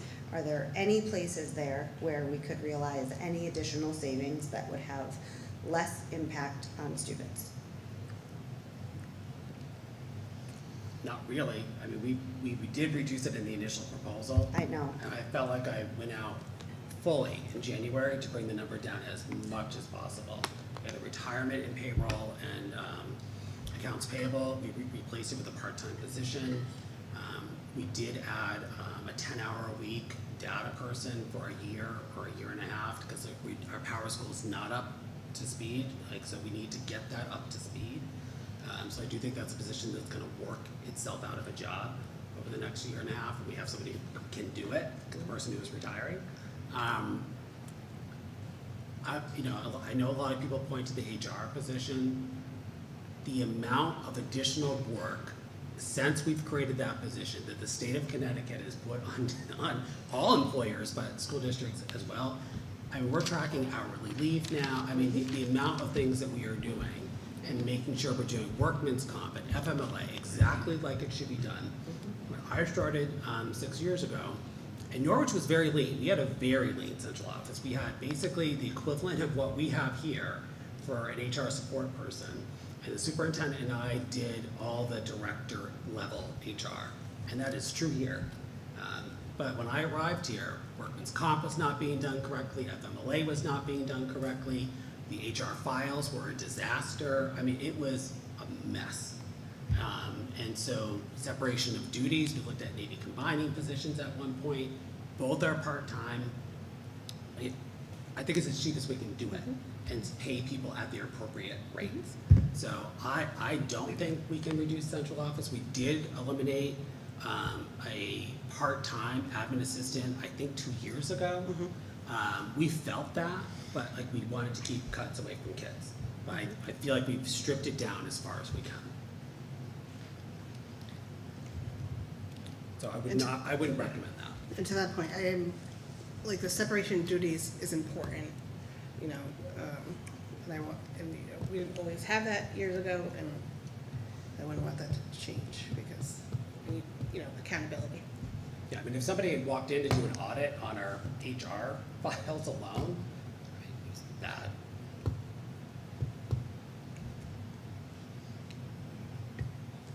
And there is no further way we can reduce administration at all, because I think going from 4 to 3 with 2 campuses, yeah, right? We're stretching this thin. So yeah. This is not part of the initial plan. Yeah. But we're doing this in response, and so we'll see how this pans out. We don't know. Hopefully it goes well. Well, And I guess, we can make a change if we need to, but. Right. I guess just in response to that, thinking, you know, Craig, I appreciate your presence here tonight, but one thing that you said really jumped out to me. 2 things that you said. First, you thanked us for the transparency. Approximately half of the slides presented tonight have been presented time and again and have been posted on our website. So I appreciate your gratitude for that, but that's not new transparency. And also, when you are, when our community members who haven't ever come to a meeting are the most vocal, it puts us in a position where we have to make really challenging decisions that directly impact students. And so I guess I am just asking, as we're talking about, if this doesn't pass and then we have to do this again, I guess I'm just asking for some of the people who are so vocally opposed, if they could appreciate more some of the transparency that already exists, because it is there for anyone to see with a computer or a phone that accesses the internet. And then we won't find ourselves in a position where we have to make decisions that will impact the experience of the children in our town. Thank you. But please, you know, don't direct anyone in particular. gotta stick to the agenda. Yeah, we got to stick to the agenda. Okay, so any more discussion and possible action? Any more discussion on this? Or questions from Dr. Baird? Okay. I'm gonna ask for a motion. A motion to approve an administrative reorganization, eliminating the building principal positions, eliminating the dean of student positions, creating one combined principal role and 2 building assistant principal roles, and move further to authorize the superintendent to finalize the job descriptions, negotiate with the Hebron Administrative Association over the impact of these changes, post the positions, and fill the assistant principal positions. So moved. Second? Joe, and Tony seconds. Could I just offer before you vote? Yep, I'm just gonna open up for discussion. So just some clarity on the motion language for everybody. The board still will have things that are gonna need to do in response to this at a later date. So the board appoints the principal. I don't have the authority under your policy to do that. And the board will have to approve whatever agreement we can draft with the administrative association. So just for the general public and everybody listening in, I can't do that on my own. Like that'll be another action that will come back to the board. Okay, I just wanna reinforce those 2 things. thank you. Any discussion? Any further discussion? All right, I think we should vote individually. Tony? Tony Livernois, aye. Kim Hills, aye. Sarah Copolino, aye. Joe Margottis, aye. Heather Pettit, aye.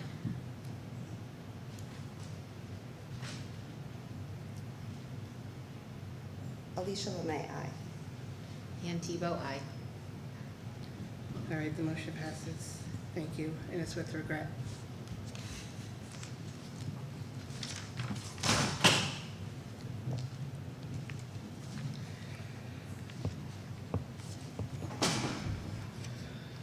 So, old business, because we've had this on, obviously, each meeting, is discussion and possible action regarding the 2026-2027 school year budget. So I think we need to look at the additional changes that we need to make to get to 300,000 and make, so the community and families are aware. So if you need Dr. Baird to put up the slides, I don't know if anyone wants the slides or if we just want to have discussion around that, we can do that. I think the slides would be helpful. Yes. Just to ask Dave can questions. put them up for us. Thank you, Dave. And for the music restructure, I know there was like the 1.5 or the 1.4 option. What is the difference in price between the two? Do you know that? It's gonna depend on who we hire. Okay. So I can't give you that specific. Mhm.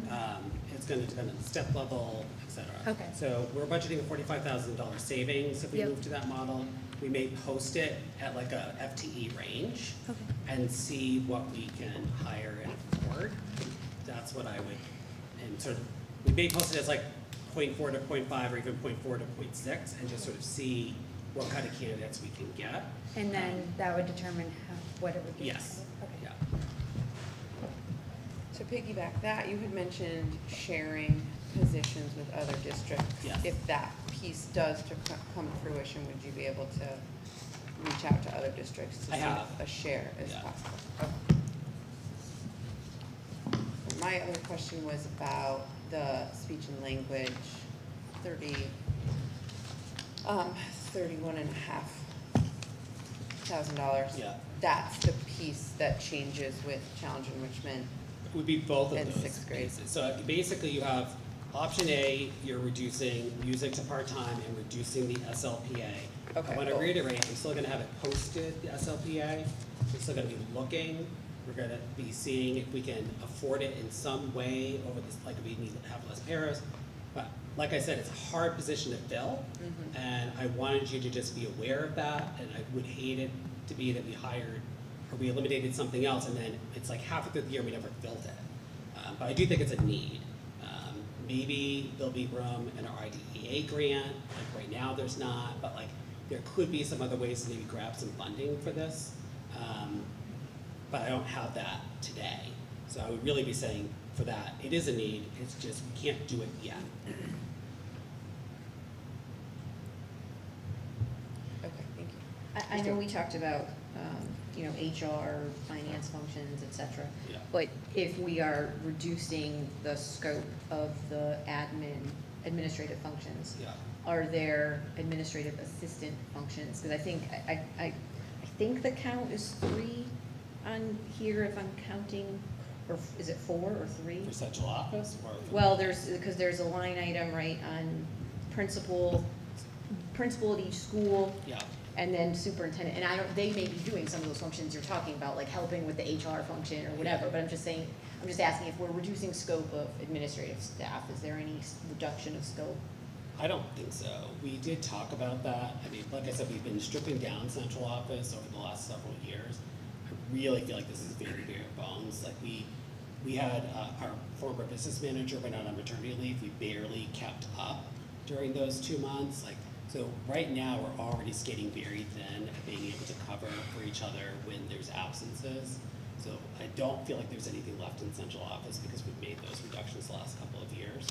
Each school, and just so people understand, so we have one receptionist who's also the administrative assistant for me and the business manager. That's one position. Does transportation, like there's a lot, state reporting, there's a lot going on in that position. We have part-time HR, part-time AP payroll, and that was what was just reduced. We have an administrative assistant for special education in central office. There's heavy reporting responsibilities for that position, not just in special ed. There's no way we can reduce any of that team. We just, like I said, a couple of years ago, did reduce another, I think it was a 10-month position. It was part-time. And that was really to help us function when people are out, honestly, and we eliminated that position. At the school level, there's 2 administrative assistants, one 12 months, one 10 months. I don't feel like I've ever walked into the office and they're not doing something. I cannot imagine reducing those positions. The 10-month focuses more on special ed, but they not exclusively special ed. Scheduling, PPTs, et cetera, it is a lot of work. Thank you. Question on the school psychologist Yeah. slide. So when we had that up, we were looking at the numbers and the 500 and the 250 and how it all, your case makes a lot of sense and why we need that many. If we did reduce one social worker, would that bring the average to 175 per employee? Would that make sense, or is there a reason why we can't do that? No, you can't reduce a social worker completely because some of that you get funded through the town agreement with the AHM. So we contract for additional days per week. And so I think that we're paying for 2 days because we get 3 days. So you can't reduce further than 2 days. Right now, our plan is to split that social worker 4 days at AGS and 1 day at GHS. The staff we have now, I mean, we're already going down by 0.6. They have full schedules. We will be reducing our ability to service mental health. So I wouldn't reduce it any further. And it would jeopardize the in-district program build out. I don't know how we would build a program out if we reduced a school cycle. Got it. Thank you. Yeah.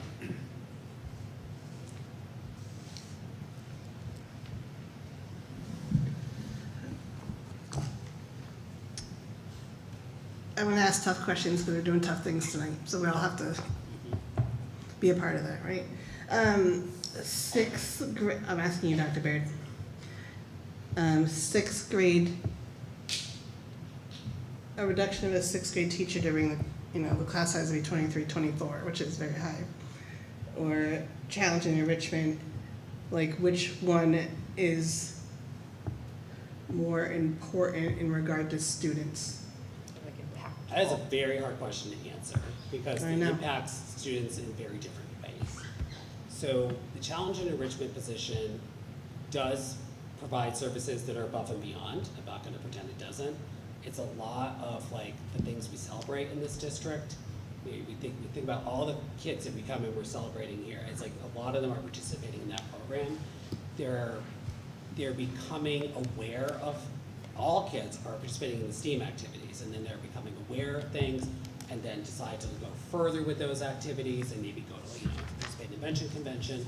So it's an enrichment model where all kids have the ability to do extra. But is it a position that every district has? No. We had them in Windsor, that was a part of the program that I oversaw. So I do feel like there could be some impact to some students' growth scores, frankly, with smarter balance.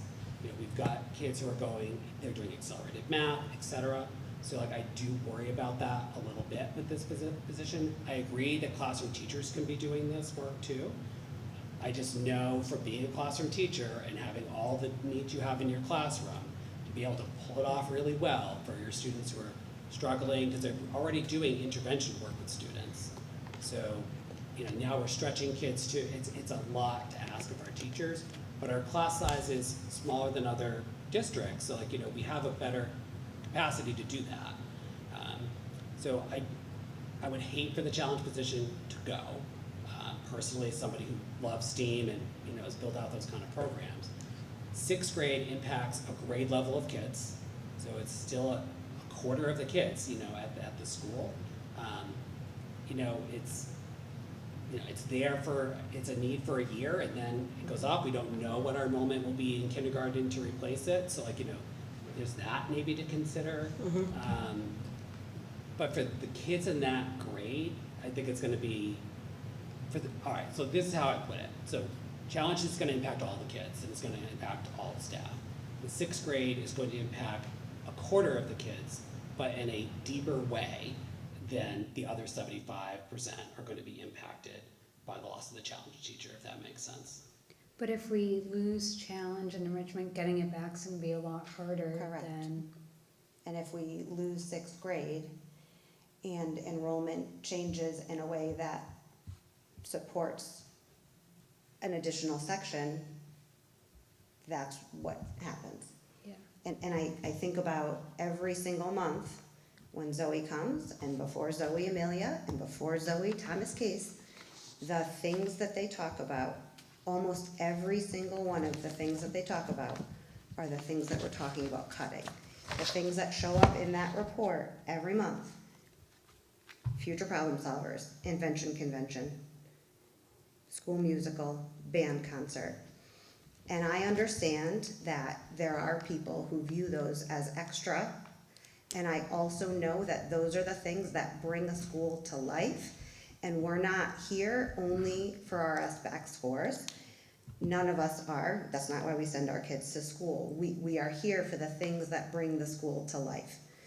And I worry that for some of our students, those are the things that keep them engaged in learning and turn them into productive middle school students and high school students and beyond. And when we sacrifice some of those extracurriculars, not extracurriculars, but the things that we may view as extra, you're really, that could be the difference that shuts a kid down. And now I haven't been challenged. And I've been a classroom teacher, and I've been in the room where I've had kids in 8th grade, some of them reading at the college level and some reading at the 2nd grade level. And the kids reading at the college level never got my best teaching because I had to choose the kids at the 2nd grade level. That was the only ethical choice to make in that situation. That's the reality. If we put that on our classroom teachers, I don't know how they could possibly, with however many kids, differentiate to that degree. And I taught 6th grade for 4 years, and I had 28 and 29 students every year I taught. And with that, there were some great years with good students, and I had very difficult years with difficult students, but the next year would turn around. And if we lose enrichment now and forever, it's every year for those students who were or would be involved, it's gone. So if it's a 1-year struggle in 6th grade, yeah, it's going to be hard, but to cut enrichment challenge now, that's going to affect years and years down the road, I think. So there's no easy answer to this at all. And this is why we knew when we were walking in tonight that this is how it's going to be. Right, there's going to be So a negative for somebody. There's 3 options that are on the table. There's challenge enrichment, which I don't want to cut that at all. Reducing the 6th grade based on, what Dr. Baird's saying is that does not make good sense for those students who are going to be transitioning to Rand Middle School next year. The only option that seems viable, and I think we need to have a discussion about it, is music going to 1.4 and holding off on the SLPA position, which we don't have any candidates for now, and we may be able to get funding at some point down the road, right? Because if I'm understanding this correctly, and it's not ideal at all. None of these are ideal. No, they're all, that is clear. That is the only one where we're not specifically losing any of the program we currently have. Right, I think that there is impact to the music program. It's not going to be the same as it is this year, but I think that it's still a robust music program for an elementary school. I also have had feedback that, it may be in elementary school, but 6th grade is often in a middle school, and they do have, some of these other programs like jazz band, et cetera, but we would be trying to preserve it to the best that we could. That it's not eliminating the program completely, it's modification of the program. Challenge, that's eliminating it, Right. and then having to rethink about how we're going to try to preserve some of those pieces in the building. I agree with everything you shared about that's what helps bring a building alive. And the 6th grade is a really tough decision because just like challenge, your policy does not indicate that you have to have a section. You're within your board guidelines without having a section. But we also know a smaller class size is very effective for kids. And I'm concerned about the needs in that grade. So knowing those 3 options, if I'm weighing them, personally, I think challenge is off the table. I think everything, when we come in here, everything we're hearing about is coming through the challenge program.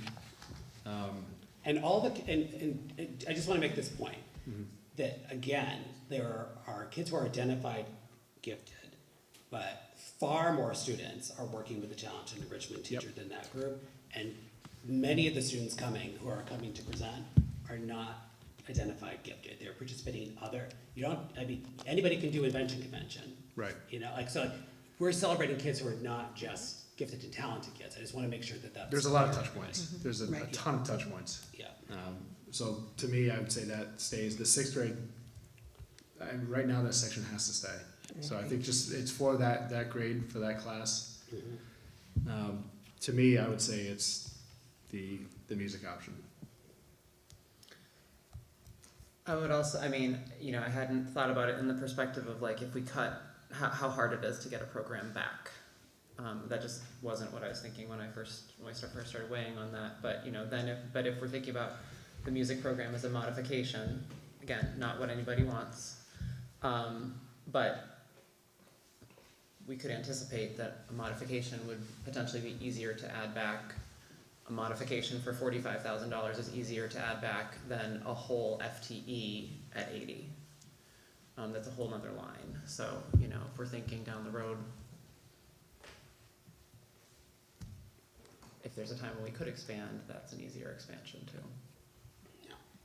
And it's tough because they're all successful programs. It's not like you're saying, we have a program here that's not doing well, right? It's They're all good.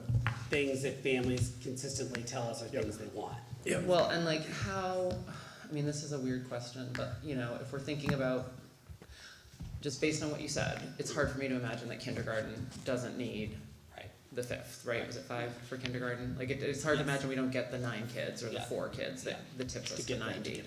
The 4 kids. But if there's a version where that doesn't happen, then that opens up space in our budget. Correct. Potentially. Yeah. Right? It'll be late in the summer. It would be late. It would be late. We'd already be. It would already be staffed for these things. I know.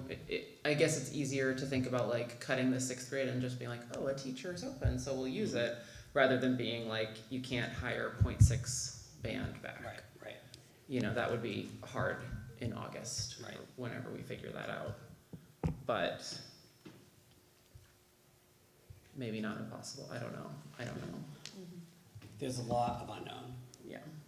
I'm not going to email you tomorrow and say 4 more kids registered today. We're at 4, right. Well, I think, summer hasn't even started. Right. And that No. we get registrations in the summer for kindergarten, so we're already at 86. So I don't see us not needing that teacher Yes, okay. at this point, because it's. If anybody had to put money on it, that's what they would be putting the money on. Okay. But I do agree with Joe and Sarah that, and to Alicia's point as well, in regard to like all the touch points of the kids, that this is, out of all the bad options, because there's no good options tonight, that this probably makes the least impact on our students, because they will still have band, they will still have chorus, they will still have music.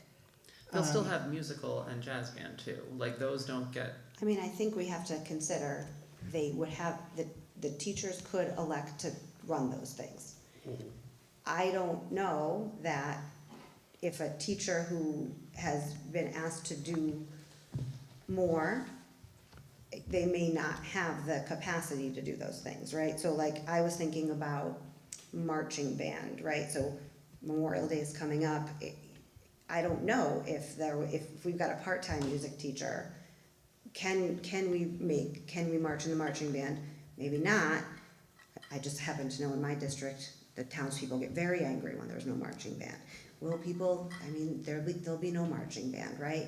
Maybe there would be a musical, but maybe not. Maybe there would be jazz band, maybe there's a cappella. I think if we were to make this choice, what we're saying is we are okay with a bare bones music program, recognizing that the staff could elect to do the extra things, but they may not.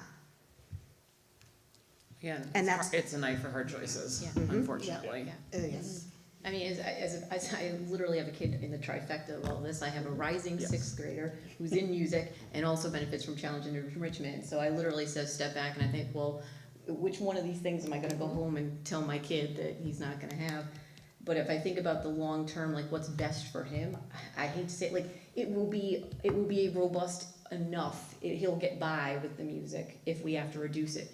But thinking about having 24 sixth graders, God bless those teachers that have 24 sixth graders in a class. I couldn't do it, but or reducing a permanent reduction of C&E. That's a tough one for me. So I would be in the camp also. I think the least bad decision here, I think, is the music. And the potential to make it a full time in the future seems like that's the easiest to infuse back in, if budgetarily we could. And we could always think outside the box. I know we don't, I'm just throwing it out there, but there's retired, music teachers that might want, that are, have a certification, or that might want to do that after school, or during the day if they're accredited still. But I'm just saying, there's things that we can think of outside the box too. But I think because that reduction would still keep the band and chorus and music. Just want to reiterate, that our current staff would be offered positions first, so we may not be thinking, they may split with it, they may have another part-time somewhere else or whatever.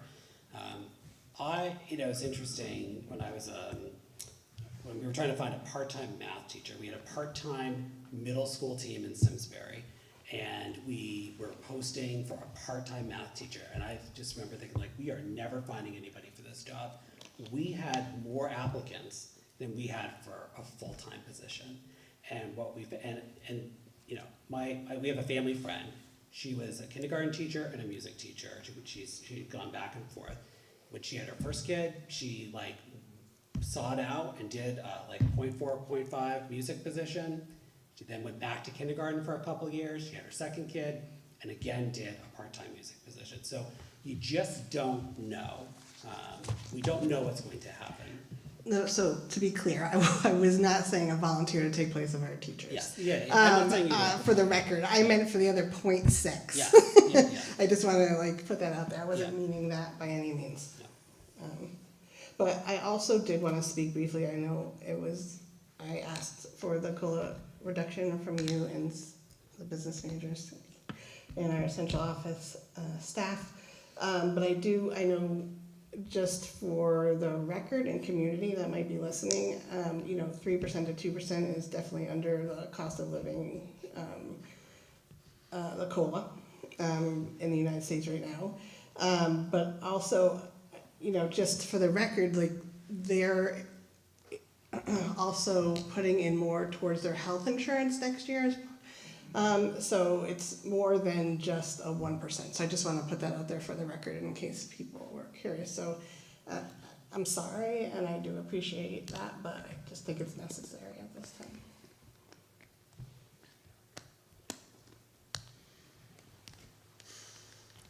So what I'm hearing from the majority of the board is this budget reduction option A, which is the administrative restructure to have one principal overseeing both schools. The teacher leave request, which we already approved. The REAP grant, which we just received, so that can help pay for a portion of the position. The COLA adjustment, and then the music going from 2.0 FTE to 1.4 FTE, and then the speech language pathologist assistant, which is a new position that we add to the budget that we have not filled at this time. I know it's not what anyone wants to. So I guess at this time I'll make a motion, we can still discuss. But I would make a motion to reduce the 2026-2027 school year budget by $300,000 detailed as discussed in option A. So moved. Drew moves. Is there a second? Second? All right, 20 seconds. All right, any further discussion? Do we know if there's any potential for grant money for music? Because I know that's probably one of the areas, one of the arts that we might be able to find potential somewhere. We'll keep a lookout. In my experience, managing $20 million of grants in Norwich, Hebron is not a desirable community for competitive grants because of our demographics and wealth index. So I wouldn't hold out much hope, but we are always looking. Yeah. So I know we're pretty good with grants, but just something that can, and it obviously would not impact this upcoming year, but. Yeah, yes, we will continue to look. In the hypothetical scenario, we don't need the additional kindergarten section. Does it seem realistic to relook at making the second? Yeah, you guys you have made budget adjustments, and essentially when you do your own line item transfers, you're doing that. So we will continue to look at that. I will keep you updated on, how registration is trending, and then you can make a decision. I just think that would be a very hard decision to make later, because if you cut to 1.4, somebody who's currently working there may or may not be able to accept that and may or may not have to seek other employment. We may find another employee who may not want or be able to go full-time. The principal will have designed a schedule around a 1.4, which to me is one of the only benefits to the 6th grade change, is that it is the easiest one to adapt if enrollment changes anywhere. But it does have a significant impact on kids. And on teachers. Yes. In those classrooms with Yes. 23 or 24 kids. That are rotating through. And to somebody's point, it might have been tailored, but it does get more challenging as students get older, thankfully.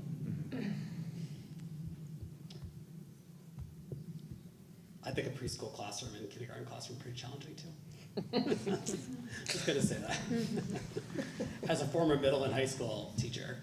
Really? That's a bold statement.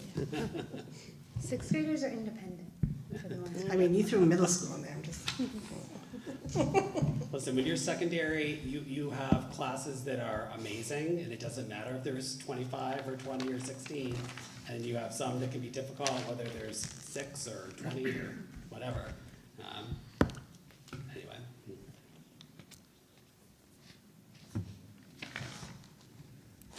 All right, is there any other discussion at this time?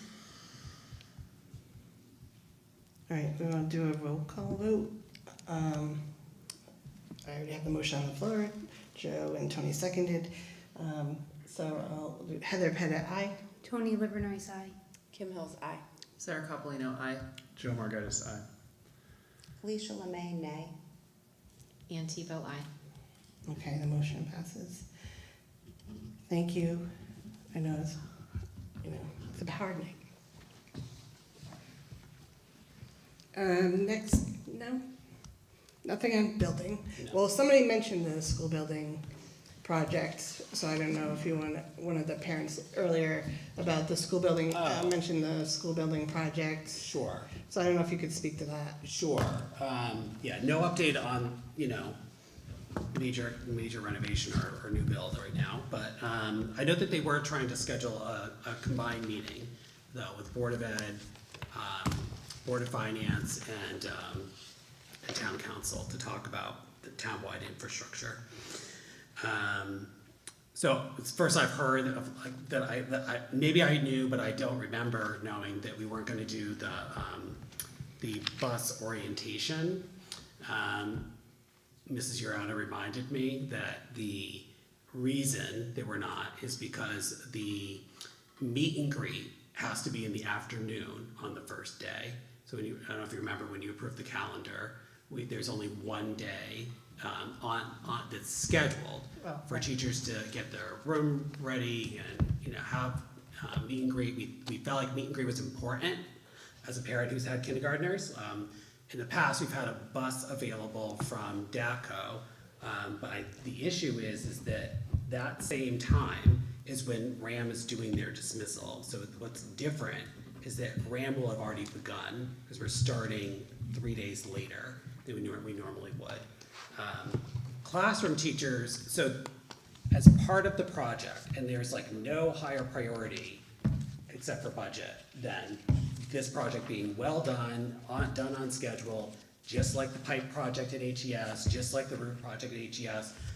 It is a much more complicated project, maybe not than the pipe project, but the roof project at HES was a very straightforward project. The project here is not. It's two different contractors doing two different things, coordinating together, trying to get both buildings ready to open up, moving summer school to HES, Parks and Rec will be at HES. It is a big undertaking. And I'm gonna be putting more information about this out in Bright Futures and in other communications. The project is not likely going to be done when we're opening school. There will be elements of the project that will be continuing to be done. We're really more cosmetic stuff at that stage. But the first grade hallway, the ceilings may not look that pretty. Everything will be safe, but they have to turn the building over to us a week before. And so teachers, we decided rather than scheduling a day and saying every teacher is here the Friday before we open the next week, we discussed it with the teacher union and said, why don't we just give you flexibility? You can come any day that week to work on your room. We'll be letting teachers know if they can come in earlier than that. There'll be some parts of the building that they may be able to do that. There may be parts of the building that, floors aren't waxed and things like that. We'll have to do it over winter break or April break. The priority is the project is done, all the safety things are done, so we can get school open. But they have to give us back the building the week before. So we're on it. We've done projects before successfully. This one we know won't be completely finished, and the work will happen second shift. And so there will be some disruption. We're replacing all the lights, the drop ceiling, all of that. So it is complex. We'll look back at the bus piece. So we'll take a look at that. Because maybe DACO could get us a bus from a different bus yard to come back and do that. Because they typically will work with us with that. Yeah, I think they'll be more than happy to do something for us. So we'll figure that out. The challenge is just, we'll figure it out. We'll figure something out. Yeah, that bus piece has to be, that's gotta be a priority, because I remember all my kids coming up. We will figure it out. You wanna go, you gotta get on that bus. It's very exciting. Yeah, well, yes, and I feel like most kindergartners do it. I don't know, we'll figure it out. Okay, thank you. Next is the chair's report. I think I mentioned, so I went to both Board of Finance meetings on Monday when they made the reduction. Wednesday, they had a little more slight discussion, but they put the budget numbers forward through referendum, and then the town council met afterwards. I just wanted to thank the PTA and, board members here who helped serve breakfast for the staff during Appreciation Week. But the PTA I know does so much, they really do so much for our staff, so I really want to thank them for everything that they do. I did also want to make a comment just under Chair's report that, the Board of Ed doesn't really communicate on Facebook, just because we're not all on there or may not all be in the same groups. And so it's best for community members to reach out to us, either come to the meeting, and it's great that I loved having everyone here tonight, or also through email is a good way to make sure everyone sees it on our board, because, individually, like one person on our board can't speak for the board because we're a body. So I just hope you can reach out to us in that way as well. And we can put our emails on. I think we're going to be working on, I don't want to speak for you, but potentially like putting something out for the community as a whole so they know what transpired tonight and they're informed as they go forward on May 26th. I do ask everyone to go out and vote on May 26th. Again, please. I know it's a school day, but Yes. that'll be shut off, correct, from security-wise for Yes. our kiddos? Okay. Yes, we have locked doors, we have SRO. Okay. Yes. All right, and that's all I have for Chair's report. So it's the superintendent's report. Dr. Baird? Do you have committees for Ann you want to talk about? Oh, committees, yes, and. I was gonna wait till Yes, because I was committees. supposed to sign up and I didn't do that, did I? Well, I know you mentioned district advancement. I didn't know. Yes, that's fine, and then communications maybe. Okay, yes, that's what we had That's what we said, thought. but I then knew I I wanted forgot to something. confirm to Thank you, you, so yes. I will do that during Chair's report. I can do that. So I will appoint Ann Tebow to the communications committee as well as the district advancement committee this evening. Thank you. Thank you. Thank you. Yeah. All right, I will be very brief. So in my written report, I detailed that the first and second grade teachers decided to move forward with implementing illustrative math for next year. They have been piloting it. That's the same program that now will be kind of up across all of the grades. Kindergarten began their pilot and actually very, very quickly decided they are also moving to illustrative. So we will be doing illustrative math, kindergarten, all the way up to sixth grade. We began that in sixth grade now, quite a few years ago, actually, and then have been kind of moving it down slowly while we've been doing all the literacy work in the other grades.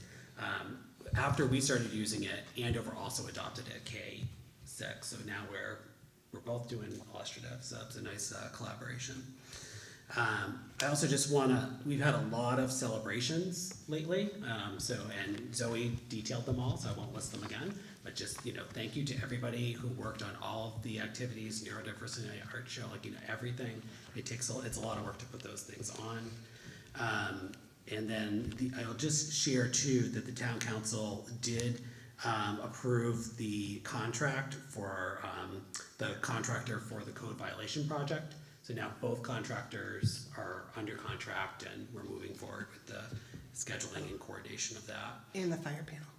And the fire panel is still in the CIP. Yes. For, on the town side, that needs to be done at Hebron L. It's a high priority, it's a safety issue, and that is still in the CIP for the town.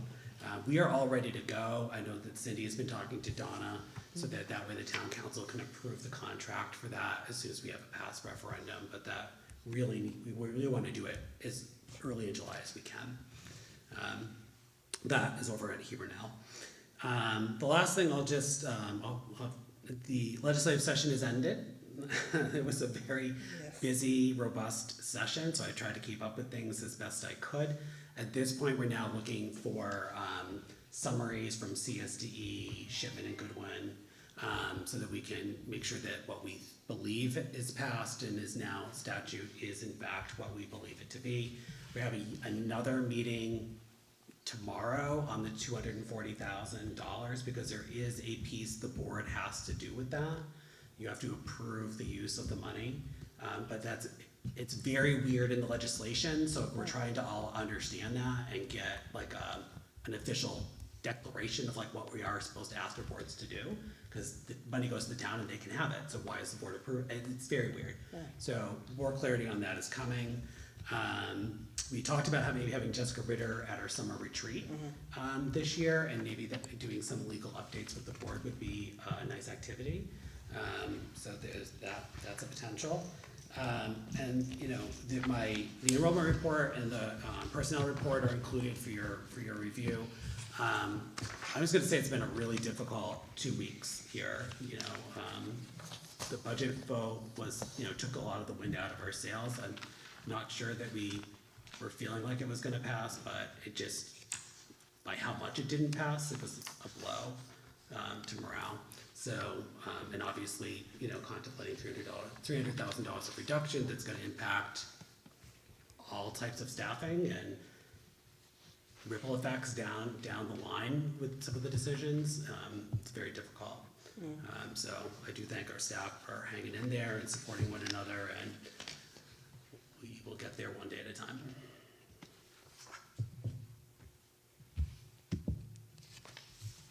Thank you. I was gonna say something, I forgot what it was. I had a question, so I'll think of it. The business manager report, Cindy. Okay, so I've noticed that some of these things are my old report, and I apologize for that, so I'll do some updates.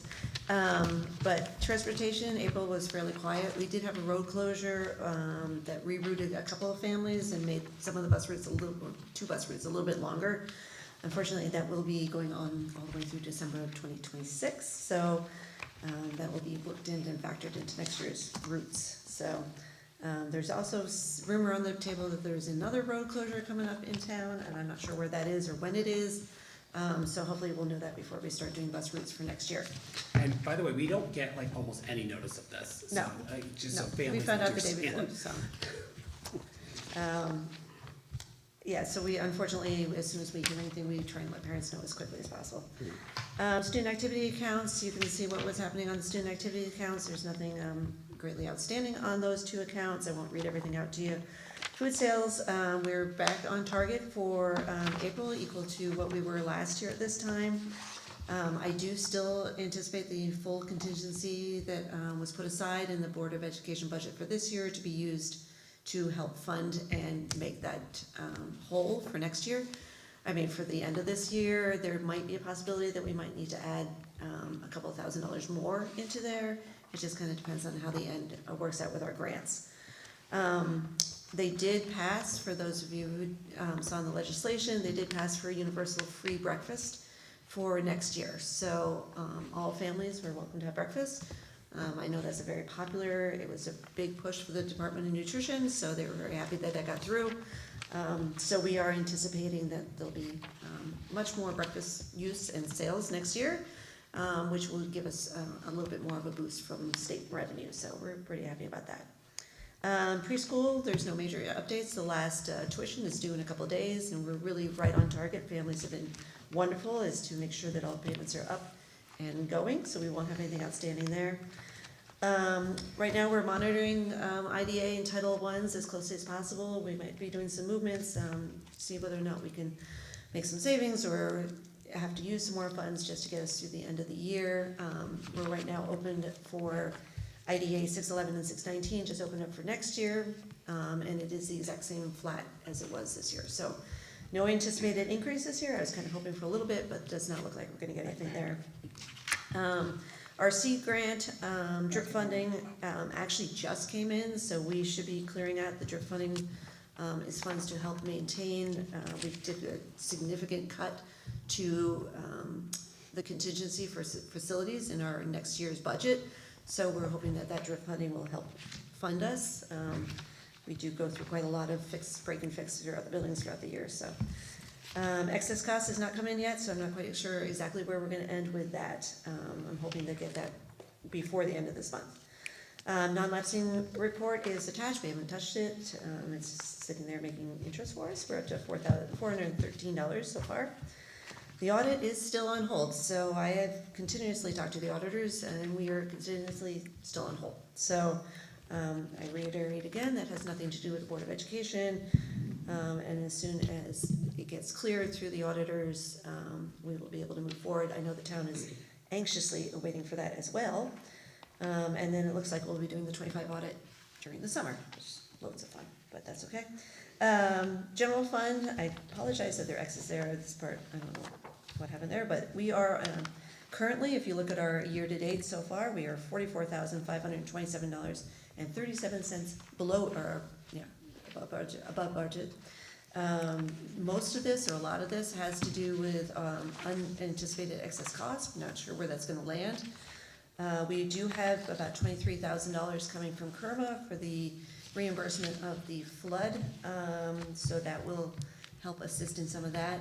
There's some special education costs that now that we're coming to the end of the year, we'll be able to settle some of the final education and contingencies and encumbrances that we have outstanding. So I feel confident that we will be probably to the penny.